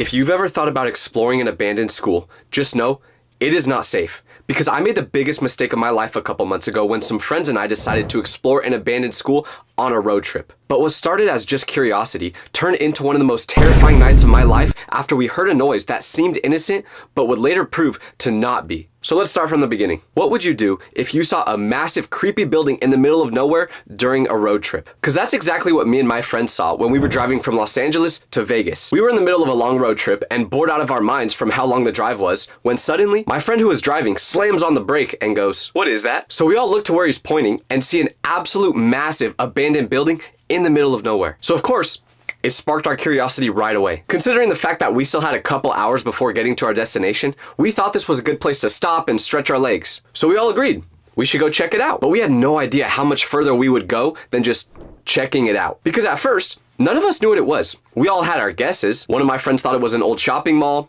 One of them thought it was an old abandoned government building. Because this place looked like a Spirit Halloween when it's not October. There could have been a sign on the outside of it that said free candy inside, and I would have been like, yeah, that sounds about right. And my big back still would have fell for it too. So none of us had any idea what we were looking at. But the closer we got to it, the more intriguing it became. Because there were vines growing up the side of the building, making it look like it hasn't been touched in years. So all signs pointed to this place being abandoned. Spoiler alert, it was not. Because as we got out of the car to walk up to this place, we finally figured out what it was. Through one of the dirty windows, we could see rows of desks and a chalkboard. Oh my gosh. It's an abandoned school. And something about seeing a place like this where you know kids used to go to school inside there and now it being completely empty felt really off. And that feeling would only get stronger as time went on. By the way, if you see me sweating, it's because I filmed these videos in my closet and it's so hot today. But whatever, time to lock in again. So we spent about 10 minutes walking around the outside of the building, looking through each window. We could see empty classrooms with desks still arranged in a neat order. There was a hallway with lockers lining the walls, some of them still open. And then in what looked like a cafeteria, there were tables and chairs scattered all around. It was really strange because this place almost felt as if all the students just got up one day, left, and never came back. This was the first thing that didn't make sense, because why would a school just shut down without anything being done to it? And also, we were kind of in the middle of nowhere. So why would there be a school in this location at all? There were a lot of questions we had, but the answer to all these was not what we expected. Because the whole time we're walking around the outside, my gut is telling me that something's just off about this place. But all my friends wanted to go inside. And if there's one thing about me, if my friends are down to do something, I'm down to do it too. Like if you asked if I wanted to go skydiving into a volcano, I would say absolutely not. But the moment my friend goes, "Hey, we're going skydiving into a volcano tomorrow, wanna come?" I'm there. I'm down for anything. So now that we decided we wanted to check out this place, it was time to find a way inside. And that was pretty easy, because as we were walking around, we noticed a place where a door was supposed to be was just completely missing. Kind of weird if you ask me, right? But at the time, I just rolled with it. When we first stepped inside, I remember thinking that this would just be a quick look around. We'd check out a few rooms, take some pictures thinking that we'd gain so much aura from them, when in reality, we just looked chopped, and then get back on the road. But unfortunately, I was wrong. It started out normal going inside. It was anything you would expect from an abandoned building. But you know that feeling when you realize you might have made a huge mistake? That's exactly what hit me about 15 minutes after we walked into this abandoned school. Because we were checking out what seemed to be the main office when suddenly I heard it, a beeping sound. Not loud, but definitely electronic. It almost sounded like when your smoke detector battery is dying, but it was more consistent. So I stopped what I was doing and listened. Hey guys, do you hear that? They all went quiet, and now everyone could hear it. Beep, beep, beep. Now, I knew it was real. The sound was really strange because it echoed off all the empty walls and made it impossible to find out where it was coming from. We tried walking in different directions to see if it got louder or softer, but it seemed to be the same volume no matter where we went. It was almost like the sound was bouncing around the whole building. And this is when our whole vibe started to change. We went from being excited to explore this new place to now being confused and a little bit worried. None of us had a good answer for what this sound could have been. One of my friends thought it could have possibly been a security camera noise. And if you guys remember the abandoned mansion video, trust me, we did not want to run into any security. But that theory went out the window after something else happened. And this is where it got really weird. The beeping went on for around a minute, super consistently. But then it just stopped. Complete silence. We all looked at each other like, okay, that was strange, but maybe it's over now. So we kept exploring. We checked out the gymnasium, which was huge and still had basketball hoops hanging from the ceiling. But then about 5 minutes later, the beeping started again. But this time, it only lasted for a few seconds before stopping. That's when we all started to get genuinely spooked. The pattern made no sense. Why would it start beeping for a minute, then stop, then suddenly start again for 5 seconds? We tried to convince ourselves it maybe was just old building systems. Maybe there was a backup generator that was working somewhere. Or it really could have been a smoke detector. But none of these explanations felt right. The timing was too random. The worst part was not knowing what we were dealing with. If it was just old building systems, then fine. We could ignore it and keep exploring. But if someone else was actually in there with us, we needed to know who and where they were. After the third time the beeping happened, we needed to make a decision. We could either leave and always wonder what that beeping sound was, or we could go to the source and finally figure it out to put our minds at ease. We weren't quite ready to sit on the road trip for another 5 hours, so we decided to go with option 2. Let me just tell you, that was not the right decision. Because we decided to split up into pairs to cover more ground. My friends and I went toward one side, while the other two went in the opposite direction. The plan was to text each other if anyone heard the beeping sound get louder on their side. We checked room after room, listening carefully for any electronic sounds. Empty classrooms just stared back at us with their broken desks. Some rooms had old teaching materials scattered over the floor, math worksheets from ages ago, and every time we opened a door, my heart would be racing, thinking that this could be the room where we find the source. Then it happened again.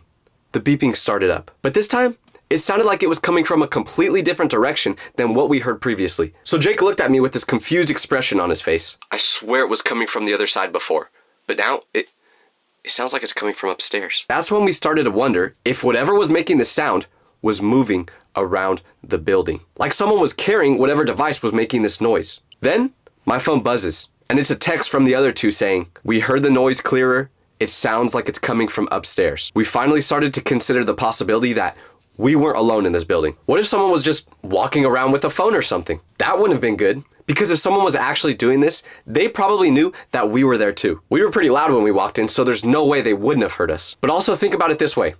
If there's someone in an abandoned building in the middle of nowhere, would you want to run into them? I wouldn't, but there was no cars outside this place or anything, so it just brought more mystery to the situation. We decided to meet back up and search together after we agreed that the sound was coming from upstairs. The four of us regrouped in the main hallway, and then we took the stairs up. Every step felt dangerous. I kept looking behind us to make sure that no one was following, and just as we got to the top of the stairs, the beeping sound started again. But this time, we were sure it was coming from the second floor. Once we got to the top, classrooms lined down the hallways on both sides. All of them had their doors closed. That's when the paranoia really started to kick in. Every single closed door could have had a person hiding behind it. We moved slowly down the hall, all right next to each other, and I know we were all thinking the same thing. If someone dangerous pops out, we're using the other person as a human shield. Or maybe they weren't thinking that, but I sure was. So we'd stop by every room to listen for that beeping noise. My hands were shaking as I reached for the door handles. I just watched the new Final Destination movie, and after seeing all the different ways that you could get hurt, I never would have done any of this if I saw that before. But we got about halfway down the hall when the beeping started again. It was definitely coming from one of the rooms at the end. My friend pointed towards the door that was slightly open with darkness behind it. That one. We all nodded and started walking towards it. Every step felt like we were walking into a trap. Then, we heard it. Footsteps.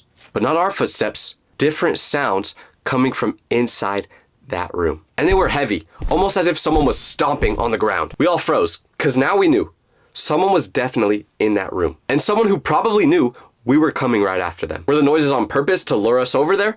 We had no idea. What do you think is scarier? Finding someone where you expect to see them, or not finding anyone at all when you do? I'm about to make an argument for why the second option is way worse. Because when we finally mustered up the okay, I'm gonna stop doing that. When we finally mustered up the courage to go inside that room, we pushed through the door all at the same time, ready to face whatever was waiting for us. But after opening it, the room was empty. Now the questions were starting to multiply. There were definitely footsteps. That could not have been mistaken for anything else. No chance. We all stood there looking around, completely clueless, just waiting for someone to jump out at us. But there was literally nowhere to hide. The room was bare. And after being so worried about the sounds we were hearing, all of a sudden, it was the absence of sound that started to really scare us. The beeping sound had completely stopped. The footsteps that we heard just a few moments ago was nowhere to be seen. It was so quiet you could hear a fly fart. At least when there was beeping, we knew something was happening.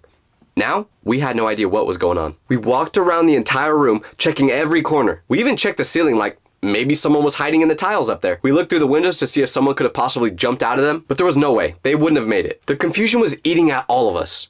But then we thought of a really interesting theory. What if all the noises we had just been hearing were coming from a speaker and not someone at all? Like someone was just using a speaker to play all those noises and prank us. Or maybe to warn us to get out. That could have explained the sound of the footsteps too. This was our best guess at the moment, but the reality was much more complex than we ever could have thought. Because the panic started to settle in when we realized we might be dealing with something that we can't predict its next move. If there was a person in the building, at least we knew what we were dealing with, but this felt like we were being messed with by something that's invisible. Like we were trapped in some type of game where we didn't even know the rules. And what do you do when you're playing a game that you know you can't win? You quit. So that's what we did. We decided to leave. We were gonna walk back downstairs, out the building, through the fence, and get in the car. No more exploring, no more trying to figure out whatever those noises were. We just wanted to get back on the road and pretend none of this ever happened. So we made it to the staircase and started heading back down towards the first floor. By the way, keep in mind, I was fine with doing this. I didn't care as much as the others to figure out what that noise was. I just wasn't trying to get abducted by any aliens. Unless the aliens are like interested in me, then in that case, hit me up. But as we're going back towards the car, I realized we had a 5-hour road trip coming up and I really needed to use the bathroom. And I didn't think it would be a good idea to pee my pants for the third time that day, so I told my friends I was gonna use the bathroom in the school and I would meet them by the exit. I had no idea that this bathroom visit would change everything we knew about this abandoned school. Because as I'm doing my business in the bathroom, I noticed something on the sink that makes me start to shake. A soda can. But not just any soda can. One that was clearly opened very recently. How did I know? It was still fizzing. I could hear the tiny bubbles popping at the surface. So my brain started to go crazy trying to figure this out. Carbonation doesn't last that long once you open a can, maybe a few hours at most. This meant someone had opened this can today. And more likely, it was in the past few hours. All those electronic beeping sounds, the footsteps we heard upstairs, suddenly it felt like we weren't alone again. Someone else was definitely in this building with us. And they weren't just passing through. No, they were comfortable enough to open a soda can in a bathroom and just chill. That meant they probably knew the building pretty well. But wait, if the soda can was still fizzing, that meant if someone was actually in here, they were probably really close by. And that's when I heard something that made my heart drop. A shuffling sound come from one of the bathroom stalls. It was quiet, but it was definitely there. Like someone shifting their weight, trying to get comfortable while trying to stay hidden. I froze completely. Part of me wanted to run out and never act like any of this happened. But I was also terrified that if I moved, whoever just made that noise would know that I discovered them. The shuffling sound happened again, definitely coming from the last stall at the end. The door was closed, but there was a gap at the bottom so I could see if anyone's feet was under there. And you know I like my feet. Sorry. So I bent down slowly and quietly and I looked. What did I see? Shoes. Beat up sneakers pointed toward the stall door as if someone was using the toilet. I had to make a choice. I could either run away, let this person stay in the bathroom stall and hope they don't come after me, or I could find out who they were and what they really wanted. And obviously, I needed a good YouTube video, so I tried to figure out who they were. No, I'm just kidding. That's not why I did it. I love you guys, but I ain't doing that for y'all. The real reason I wanted to figure out what was beyond that door is because this person clearly already heard us. So in my mind, I was like, okay, I'm 3 feet away from them. If they wanted to do something to me, I'm already cooked. So I might as well just see what's in there. So I took a breath and knocked on the door softly. Hey, I know you're in there. After a couple seconds, the door slowly opens and this guy peeks out at me. He looked rough, like he hadn't showered in weeks, which isn't that weird because I haven't showered at all this year. But still, his hair was all messy and his clothes were dirty and wrinkled. But the look on his face wasn't scary or threatening. He just looked absolutely terrified. Like he was more afraid of me than I was of him. So we both just stared at each other for a few seconds, not knowing what to say. Then he finally opens his mouth. Please don't call the cops. I'm not causing any trouble. I promise. That's when I realized this guy wasn't some crazy person or a criminal. He was just scared and trying to hide from something. The tension in the room completely changed. Instead of being scared of each other, we started to relax a little bit now. And then he told me his whole story. His name was David.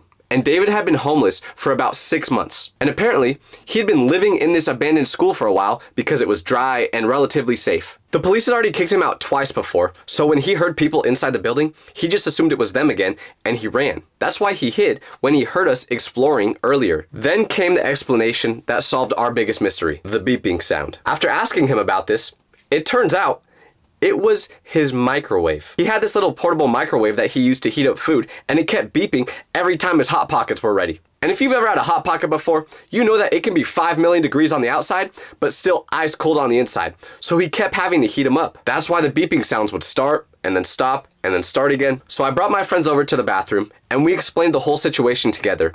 And now, I'm using this experience as an excuse to never go inside a school again. The Zodiac Killer, Ted Bundy, the Freeway Killer. What do all three of these infamous serial killers have in common? They all used hitchhiking as a way to find their next victim. So after learning this information, it's probably safe to say that you should never pick up a hitchhiker because chances are it won't end well, right? Apparently that's not what I thought because a little over a year ago, I was traveling from Joshua Tree, California to Los Angeles because I was at a friend's birthday party. Now for those of you who aren't familiar with that area, it's about a 4 to 5 hour drive, and let me tell you, it is not a scenic one. You see, Joshua Tree is in the middle of the desert, so it's an area with a lot of open land, and hypothetically speaking, it's a great area to hide a body because the odds of someone finding it are very slim. Hypothetically speaking, of course. So anyways, I'm driving back from Joshua Tree and I'm all by myself because all of my friends were staying at that house the whole weekend. But I had to leave a day early because I had a wedding to go to the next day. But it was my friend's birthday and I wanted to spend as much time with him as possible, so I didn't leave the house until about 11 p.m. And since it's a 4-hour drive, I should have been back to Los Angeles around 3 a.m. Now that's super late, obviously. So once I left the house, I didn't expect to see anyone else on the road because you're driving in the middle of nowhere. So it'd be really weird to see anyone that wasn't named Walter White in this area at that time. So I'm driving and my assumption was correct. There was no one on the road. But about an hour into the drive, from probably about 5 miles away, I see a light flashing in the distance. So obviously, I have the same thought that any normal, rational person would have, which is, yep, that's an alien, and I'm 1000% about to get abducted right now. It's over. Okay, that might be far-fetched, but it really wasn't ridiculous to think that because Joshua Tree is not that far from Area 51. You don't think one of those little aliens could have teleported through the wall and escaped? I mean, yeah, they're smart enough to travel to a completely different galaxy, but you think they can't escape Nevada? Okay, enough yapping about alien conspiracy theories. Anyways, as I get closer to this mysterious light, I can see a silhouette of what looks like a human. And then once I'm about half a mile away, and for those of you who aren't American, half a mile is about 300 Queen Elizabeths stacked on top of each other. Hope that helps. But once I'm about half a mile away, I start slowing down because obviously I'm nosy. I want to check out what's going on. Like for anyone that wonders why there's traffic in the world when everyone could just go, it's people like me. I'm the reason why. Because if I see a car crash, I'm slamming my brakes and instigating, looking at it like this. You can't park there. So eventually, I get to a point where I can see that it's clearly a person holding a super strong flashlight. And they saw that I was slowing down, so they start flashing their light towards me as if they were signaling for help. And like I said, I'm nosy, so I roll my window down to see what they're gonna say. But of course, I keep my doors locked, just in case. And the person with the flashlight goes, "Thank you so much for stopping. My car broke down a while ago, but my phone has been dead, so I haven't been able to call my insurance or anyone for help. Can you please help me?" Now listen, I know that I should be smart enough to see that this feels like a trap, but I also have a heart, okay? And if this person was really in trouble and needed help, I was gonna help them. Because also, if you didn't know, the desert gets cold at night. And I mean like freezing cold. So if they had to sit there the whole night without any heat or anything, by the time morning came, let's just say, you would have had to defrost them before putting them in the oven. So I knew I couldn't just leave them there and drive away. My conscience would have felt way too guilty. But I also was still skeptical. So I asked the man how I could help him. And he said if I had a phone, he could use it to call his insurance company. And for a second, I was like, well, what if he's trying to steal my phone? But then after I thought about it, I was like, what is he gonna do? Run off with it? Yeah. good luck, buddy. We're in the middle of the desert, and I'm pretty sure my car can go faster than you can run. My 2018 Honda Civic is basically a Lamborghini. So I let him borrow my phone, and he thanks me once again. But then he says it's gonna take a minute because he had to look up the number of his insurance company because he didn't know it by heart. So he's using my phone for maybe 3 to 4 minutes without calling anyone. And he kept saying it just wasn't loading because we were in the desert, so the internet was slow. But then finally, he calls someone. And I hear another voice on the other side of the phone. So I trust that this guy is actually talking to someone trying to get help. And after about a minute of talking, he hangs up the phone and gives it back to me. So he says thank you again, and I ask him if he got his problem resolved. But he goes, well, kind of. Since we're so far into the desert and it's so late at night, the insurance company won't be able to get here until morning. Then he says, I know this is asking a lot, but do you think you'd be able to give me a ride to the nearest hotel? And I already know what you guys are gonna say. Tyler, this is how every single horror movie starts. And I agree. Trust me, I'm always the one who will watch a horror movie and judge the main character because they'll be like, what's that? Oh, the past 13 people who went into that really creepy house right there mysteriously disappeared? Yeah? Oh, we should go inside it then. Like, I'm not that dumb, I promise. But like I said, I would have felt so guilty if I left that guy out there in the freezing cold for the whole night. And listen, I may be dumb, but I ain't stupid. So I say to the guy, I'm sorry, I'm just not comfortable giving you a ride by myself. How about I call the police and see if one of them could pick you up and take you to a hotel? But the moment I brought up the police, his face looks grim and he goes, no police, please. So now I'm starting to lean to the side of, oh, okay, you're a Ted Bundy impersonator, aren't you? So now I really don't trust him because of how he responded. But then he goes, sorry, I would just prefer to not have police out here. The plates on my car aren't updated and I really can't afford a ticket right now. I'm already gonna have to pay to get my car repaired, as you can see. Okay. That was a pretty quick cover story, but I still don't trust him. So then I finally ask what exactly is wrong with his car. And he goes, it's been having engine problems for a while now, and I think it finally just broke down. And I don't know anything about cars, so I couldn't help him with that. But my dad does. He's like the Michael Jordan of fixing cars. So I tell the guy I could call my dad and see if he knows what the problem is and how to fix it. Because the guy had tools in his vehicle, he just didn't know how to use them. Which was also another sketchy thing, like, why do you have tools if you don't know how to use them? Perhaps he had them for a different reason. But the guy says that would be great if I could call my dad, so I do. And guess what? My dad was sleeping. I should have been surprised. So we're back to square one now, trying to think of solutions, and keep in mind, this whole time, he keeps begging me for a ride to the hotel. And I keep turning him down, but then finally, we see another car coming our way in the distance. So the guy waves him down like he did to me, and this car also stops. So I was like, you guys must be as nosy as I am, huh? Like, let's be real, we're all nosy. We want to know what's going on. It's the same reason that if you see a guy getting rejected by a girl in public, your reaction is like, oh my gosh, this is so sad. I can't watch this. I can't bear to watch this. Meanwhile, the whole time in your head, you're thinking, can this please keep going because it's so entertaining? That's just how humans are. I really hope that part was relatable, or else I'm gonna sound like a crazy evil person. But anyways, the person who just came asks what the issue is, and the hitchhiker explains it to him and asks if he could give him a ride to the nearest hotel. But the difference between me and the other car that stopped was this car had 4 people in it. So if this guy was actually the next Ted Bundy, he was gonna have to turn into LeBron in the finals to take all of them on. And they were all bigger guys too, so I don't think they were as sketched out or worried as I was that this guy would harm them. So after explaining his story, the people agreed to give him a ride. And I just drove off and got home about 4 hours later. So that's the end, right? The hitchhiker was just a normal guy who genuinely needed a ride with no ulterior motive, right? I wish, but no, that wasn't the case. Because about a week later, I'm watching the news. And no, I don't normally watch the news, okay? My mom was watching it and I just happened to be in the same room as her, okay? We all know that everyone's mom watches the 9 o'clock news. So anyways, my mom has this playing and I'm not really listening to it because I'm on my phone. But then I hear the news anchor say, coming up next,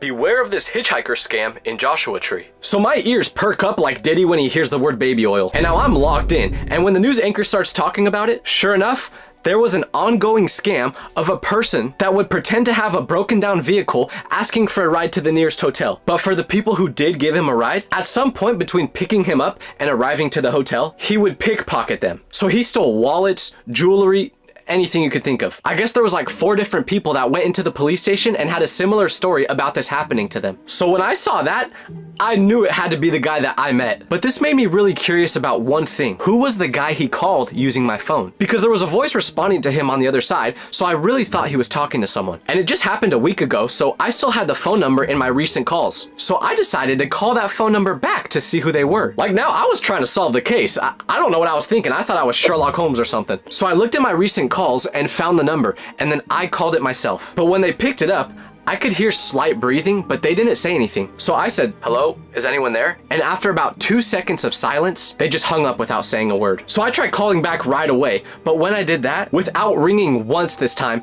it went straight to voicemail. Why did that happen? They blocked my number. So I don't know if this person was Robin and the hitchhiker was Batman or what, but either way, this is why you never act like the people in the horror movies. If you don't believe in ghosts, I guarantee I can change that after telling you about an experience I had at an abandoned hospital that is said to be haunted. I was skeptical of how true that was at first until I went to the building for myself and saw something that I still can't explain to this day. So this is exactly what happened. Have you ever heard a story so many times that you just had to find out if it was true for yourself? That's how I was with Linda Vista Hospital. If you've never heard of this place before, let me tell you a little bit about it. Linda Vista Hospital is an old abandoned building in Los Angeles that many people believe is haunted. The reason for this is that this hospital had a bad reputation of medical mistreatment over the years, leading to many people passing away inside this building. So since it's closed, there's all sorts of crazy things people say they experienced while being inside here, with one of the creepiest stories being about a baby that people say they can either hear crying or see crawling on the floor. Now I live like 20 minutes away from this abandoned place, and I love spooky stuff, so I had to go investigate to see if this was real for myself. Everyone I asked about it mentioned the same stuff. Lights turning on by themselves in a building with no electricity, voices even though they were the only ones in there. At first I thought they were just over dramatizing their experiences to make it sound more spooky, but then one of the people that went there that I talked to said something that really caught my attention. So the person I was talking to was named Noah, and Noah, along with a couple other buddies, went to explore this abandoned hospital last summer. And he's a pretty sarcastic guy. Like, I've never seen him be too serious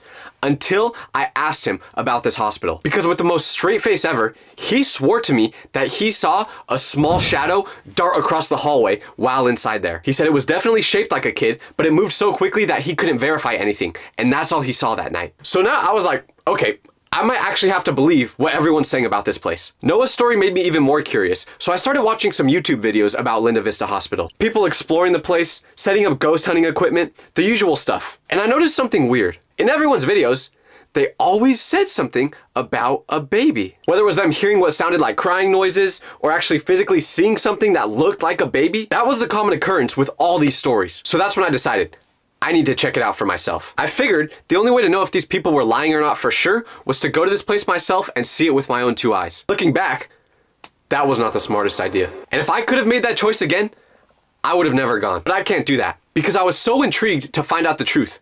Was this baby real? I didn't know what I believed.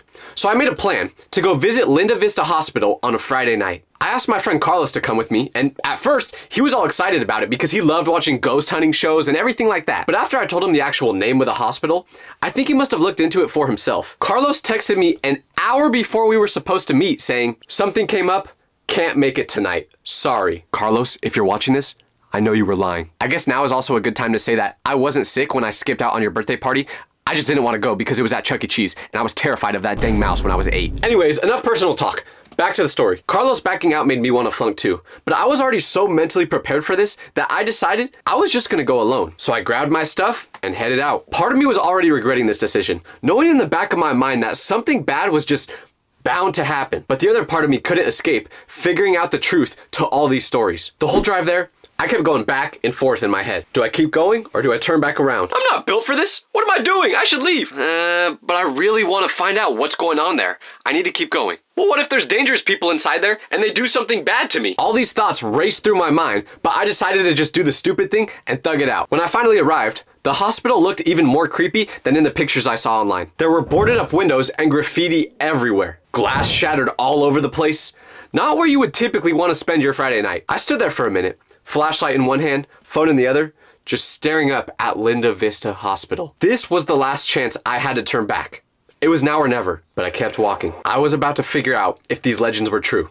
It was time to go inside. Getting into Linda Vista Hospital was surprisingly easy. There was this broken window on the first floor where the board had been pulled off. You could tell it was where everyone else would enter because there was scuff marks on the wall around it. The moment I stepped inside, it felt like somebody put a heavy blanket all over my body. The air was thick and gross. It smelled like mold. Like, have you ever been inside the house of your friend that doesn't touch grass? That's what it smelled like in there. And no, before you guys say anything, I am not that friend, okay? I promise. I promise. I swept my flashlight around and everything it hit looked super creepy. The light bounced off peeling paint on the ceiling that looked like dead skin. Broken glass covered parts of the floor, and when my flashlight would reflect off of it, I would see these weird shadows, which made me assume this is just the things people would see inside here and assume was a ghost. But like I said, everyone always talked about the baby, so I knew there had to be more to the story. As I started walking through the building, it was impossible to avoid the glass. I tried to walk super quietly, just in case there was anyone else in the building, but I kept accidentally stepping on the glass and it would make a crunching noise every time. It was the only noise inside that hospital, so it was pretty much like I was saying, "Hey ghost, I'm here if any of you want to touch me." Wait, no, that's not what I meant. Don't touch me. I'm here if any of you guys want to haunt me.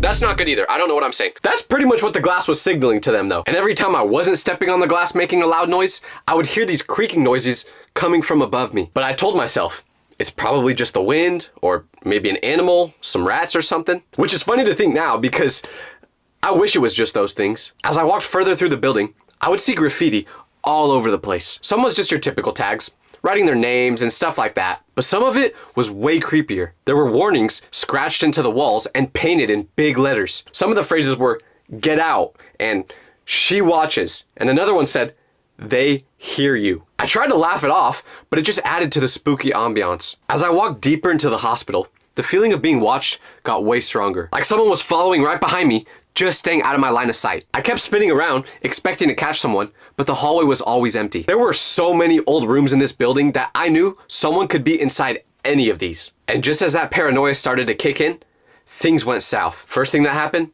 my flashlight started flickering. It was brand new with fresh batteries, yet it kept dimming and brightening for some reason. I smacked it against my palm, and that would fix it for a couple minutes before it started to flicker again. After dealing with this problem, the first thing that really started to make me believe all those stories I heard happened. A noise coming from one of the empty rooms. Not a creaking sound or rats scurrying this time.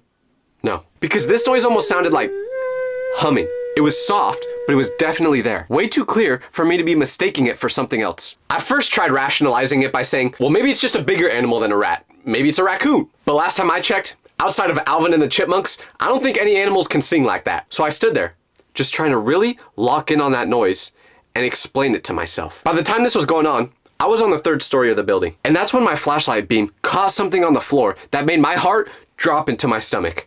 A line of small footprints in the dust. They weren't mine. They were way too small. They were almost the size of a kid's footprints. And they were heading toward the stairwell to the next floor, exactly where everyone said the ghost kid hung out. Things started to feel too real now. I stood there at those footprints with my mind racing. This had to be a prank, right? Someone's just messing with me? People knew about the fake conspiracies, so they just put baby marks on the ground to scare people. But the weird thing was, in all the stories I heard about this place, I never once saw anyone mention footprints. So these must have been new, which meant I only had one choice.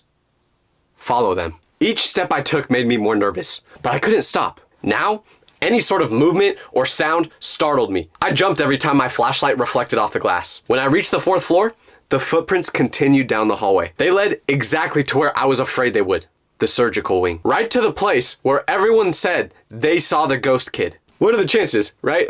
I almost turned around right there. But something in my mind was telling me, you're too far deep. You have to figure out the truth now. So I kept going. The surgical wing was way worse than the rest of the hospital.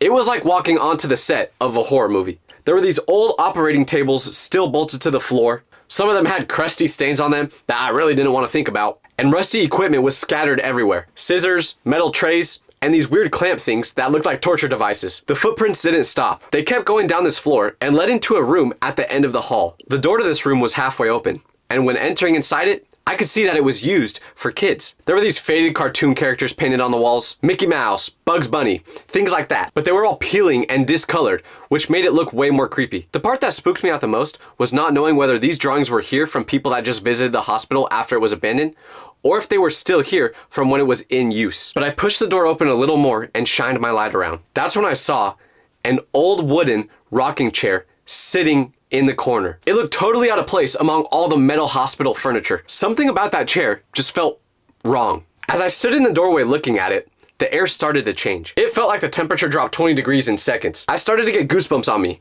which was not normal for being in Southern California in June. I decided I saw enough. This was starting to get too weird for me, and I was freaking out. I was about to turn around and leave until something happened that wouldn't let me do that. The rocking chair moved. Not like it fell over or something. No, it started rocking. Back and forth, super slow at first, then it picked up speed, as if someone was literally sitting in it. But obviously, no one was there. I checked for open windows, thinking maybe a breeze just came in, but they were all boarded up. But it was such a subtle rocking that once again, I couldn't tell if it was actually happening or it was just my brain imagining more stuff. I backed away slowly, not wanting to find out the answer to that question, one step at a time, making sure to not turn my back on that rocking chair. You know that feeling when you're watching a horror movie and you're screaming at the television, telling the character to not go inside that creepy room? I became that character, standing there with footprints right in front of me and a chair totally rocking by itself. Any normal person would have ran away, but I'm pretty sure I have some undiagnosed mental disorders, so I didn't. Maybe it was shock, maybe it was curiosity, but I stood there and then I did something even dumber. I kept following the footprints. As I followed them to the next floor, I realized this was the creepiest one yet, because a light at the end of this hallway was flickering off and on in one of the rooms, which didn't make a lot of sense because based off everything I saw so far, this place had no electricity. It was nighttime and there weren't any lights on outside of the building, so how was this light flickering? Trying my best to act like I know literally anything about electricity and figuring out how this was possible, the stories I heard online started to become far too real, because now the humming sound got louder. I couldn't tell exactly where it was coming from. With so many rooms, it was impossible to pinpoint. But my best guess was that it had something to do with the room that had a light on. I had no other option. I had to go inside it. I crept towards it and peeked my eyes inside, seeing what looked like a recovery room. There were small beds lined up against the walls, maybe 6 or 7 of them, kid-sized with metal frames and thin, dirty mattresses. Some still had sheets on them, stained with age. But from what I could see at the moment, there were no people, so there was still some explaining to do. The light was still flickering inside there, making you think that at any second, a jump scare was about to happen when it flickered on. And just as I was thinking about that, everything I've ever believed about ghosts or the supernatural or whatever you want to call it changed. Because as I went back into the hallway and flashed my light down the long walkway, I saw something. A small figure, maybe 3 feet tall at most. It looked like a child, wearing what appeared to be a hospital gown, the kind that ties in the back and hangs down to your knees. His skin was pale, almost blush in my flashlight beam. Too far away to make out any other details than that, but close enough to tell what it was. For just a second, it couldn't have been any more than that, I saw him. I quickly panned the flashlight another direction because of how terrified I was, and when I shined it back a few seconds after realizing what I thought I just saw, he was gone. I went over towards where I saw him, but by the time I got there, the only thing that was left was a cold spot in the air. My mind has played some pretty weird tricks on me before in these situations, but if this was one of them, that was by far the most messed up. But I don't think it could have been a trick based off what would happen just a few moments later, because I stood there for a minute, trying to process what I had just seen. Now, curiosity turned into paranoia. While I was in there, I was so invested that I never took a step back and was like, oh my gosh, I'm in an abandoned hospital that may be haunted at nighttime. By myself. What am I doing? After actually thinking about this rationally for the very first time and going through what just happened, I decided it was now really time to leave. I thought going back to my car would fix all my problems, but that was far from the case. Because the whole time I was going back towards the first floor, I still could hear the humming. Louder at certain moments, a little more quiet during others, but it was consistent. I crawled right back through the same window I'd used to get in, scraping my hand on a piece of broken glass that gave me a scar I still have today. I don't even know if you guys could see that, but it's right there. Okay, right there. So can you see it? I don't know. Oh, okay, whatever. But I didn't even notice it until after the adrenaline all wore off. I got the door open to my car and jumped inside, locking it immediately, just trying to process everything, including what was real and what wasn't. I didn't want it to end up like a dream where after a while, you can't remember certain details of it. So I sat there for a few minutes just trying to catch my breath and make sense of what just happened. There had to be a logical explanation, right? Maybe someone was playing a prank on me. Plenty of people explored this hospital before. Maybe there was just people that would hum creepy noises and create weird shadows to spook visitors. Or maybe my mind was just playing tricks on me. But no, that couldn't have been the case. Because as I sat there trying to calm down, I figured it was time to go home and relax. So I started my car, but before I left, I looked up at the hospital one more time. And what I saw changed me forever. On the 4th floor, right in that same area where the surgical wing was located, a single light was on in one of the windows. A light that definitely wasn't on when I arrived. The rest of the building was completely dark, except for that one window. I stared at it, unable to look away, and that's when I saw a shadow move across the light. I backed out of that parking lot faster than when the vegans were after me. I didn't care where I was going. I was driving like SpongeBob during his license test. I just needed to get away from whatever was inside Linda Vista Hospital. I still don't know exactly what I saw that night and how much of it was real, but I can tell you, I've never had an experience that felt this vivid.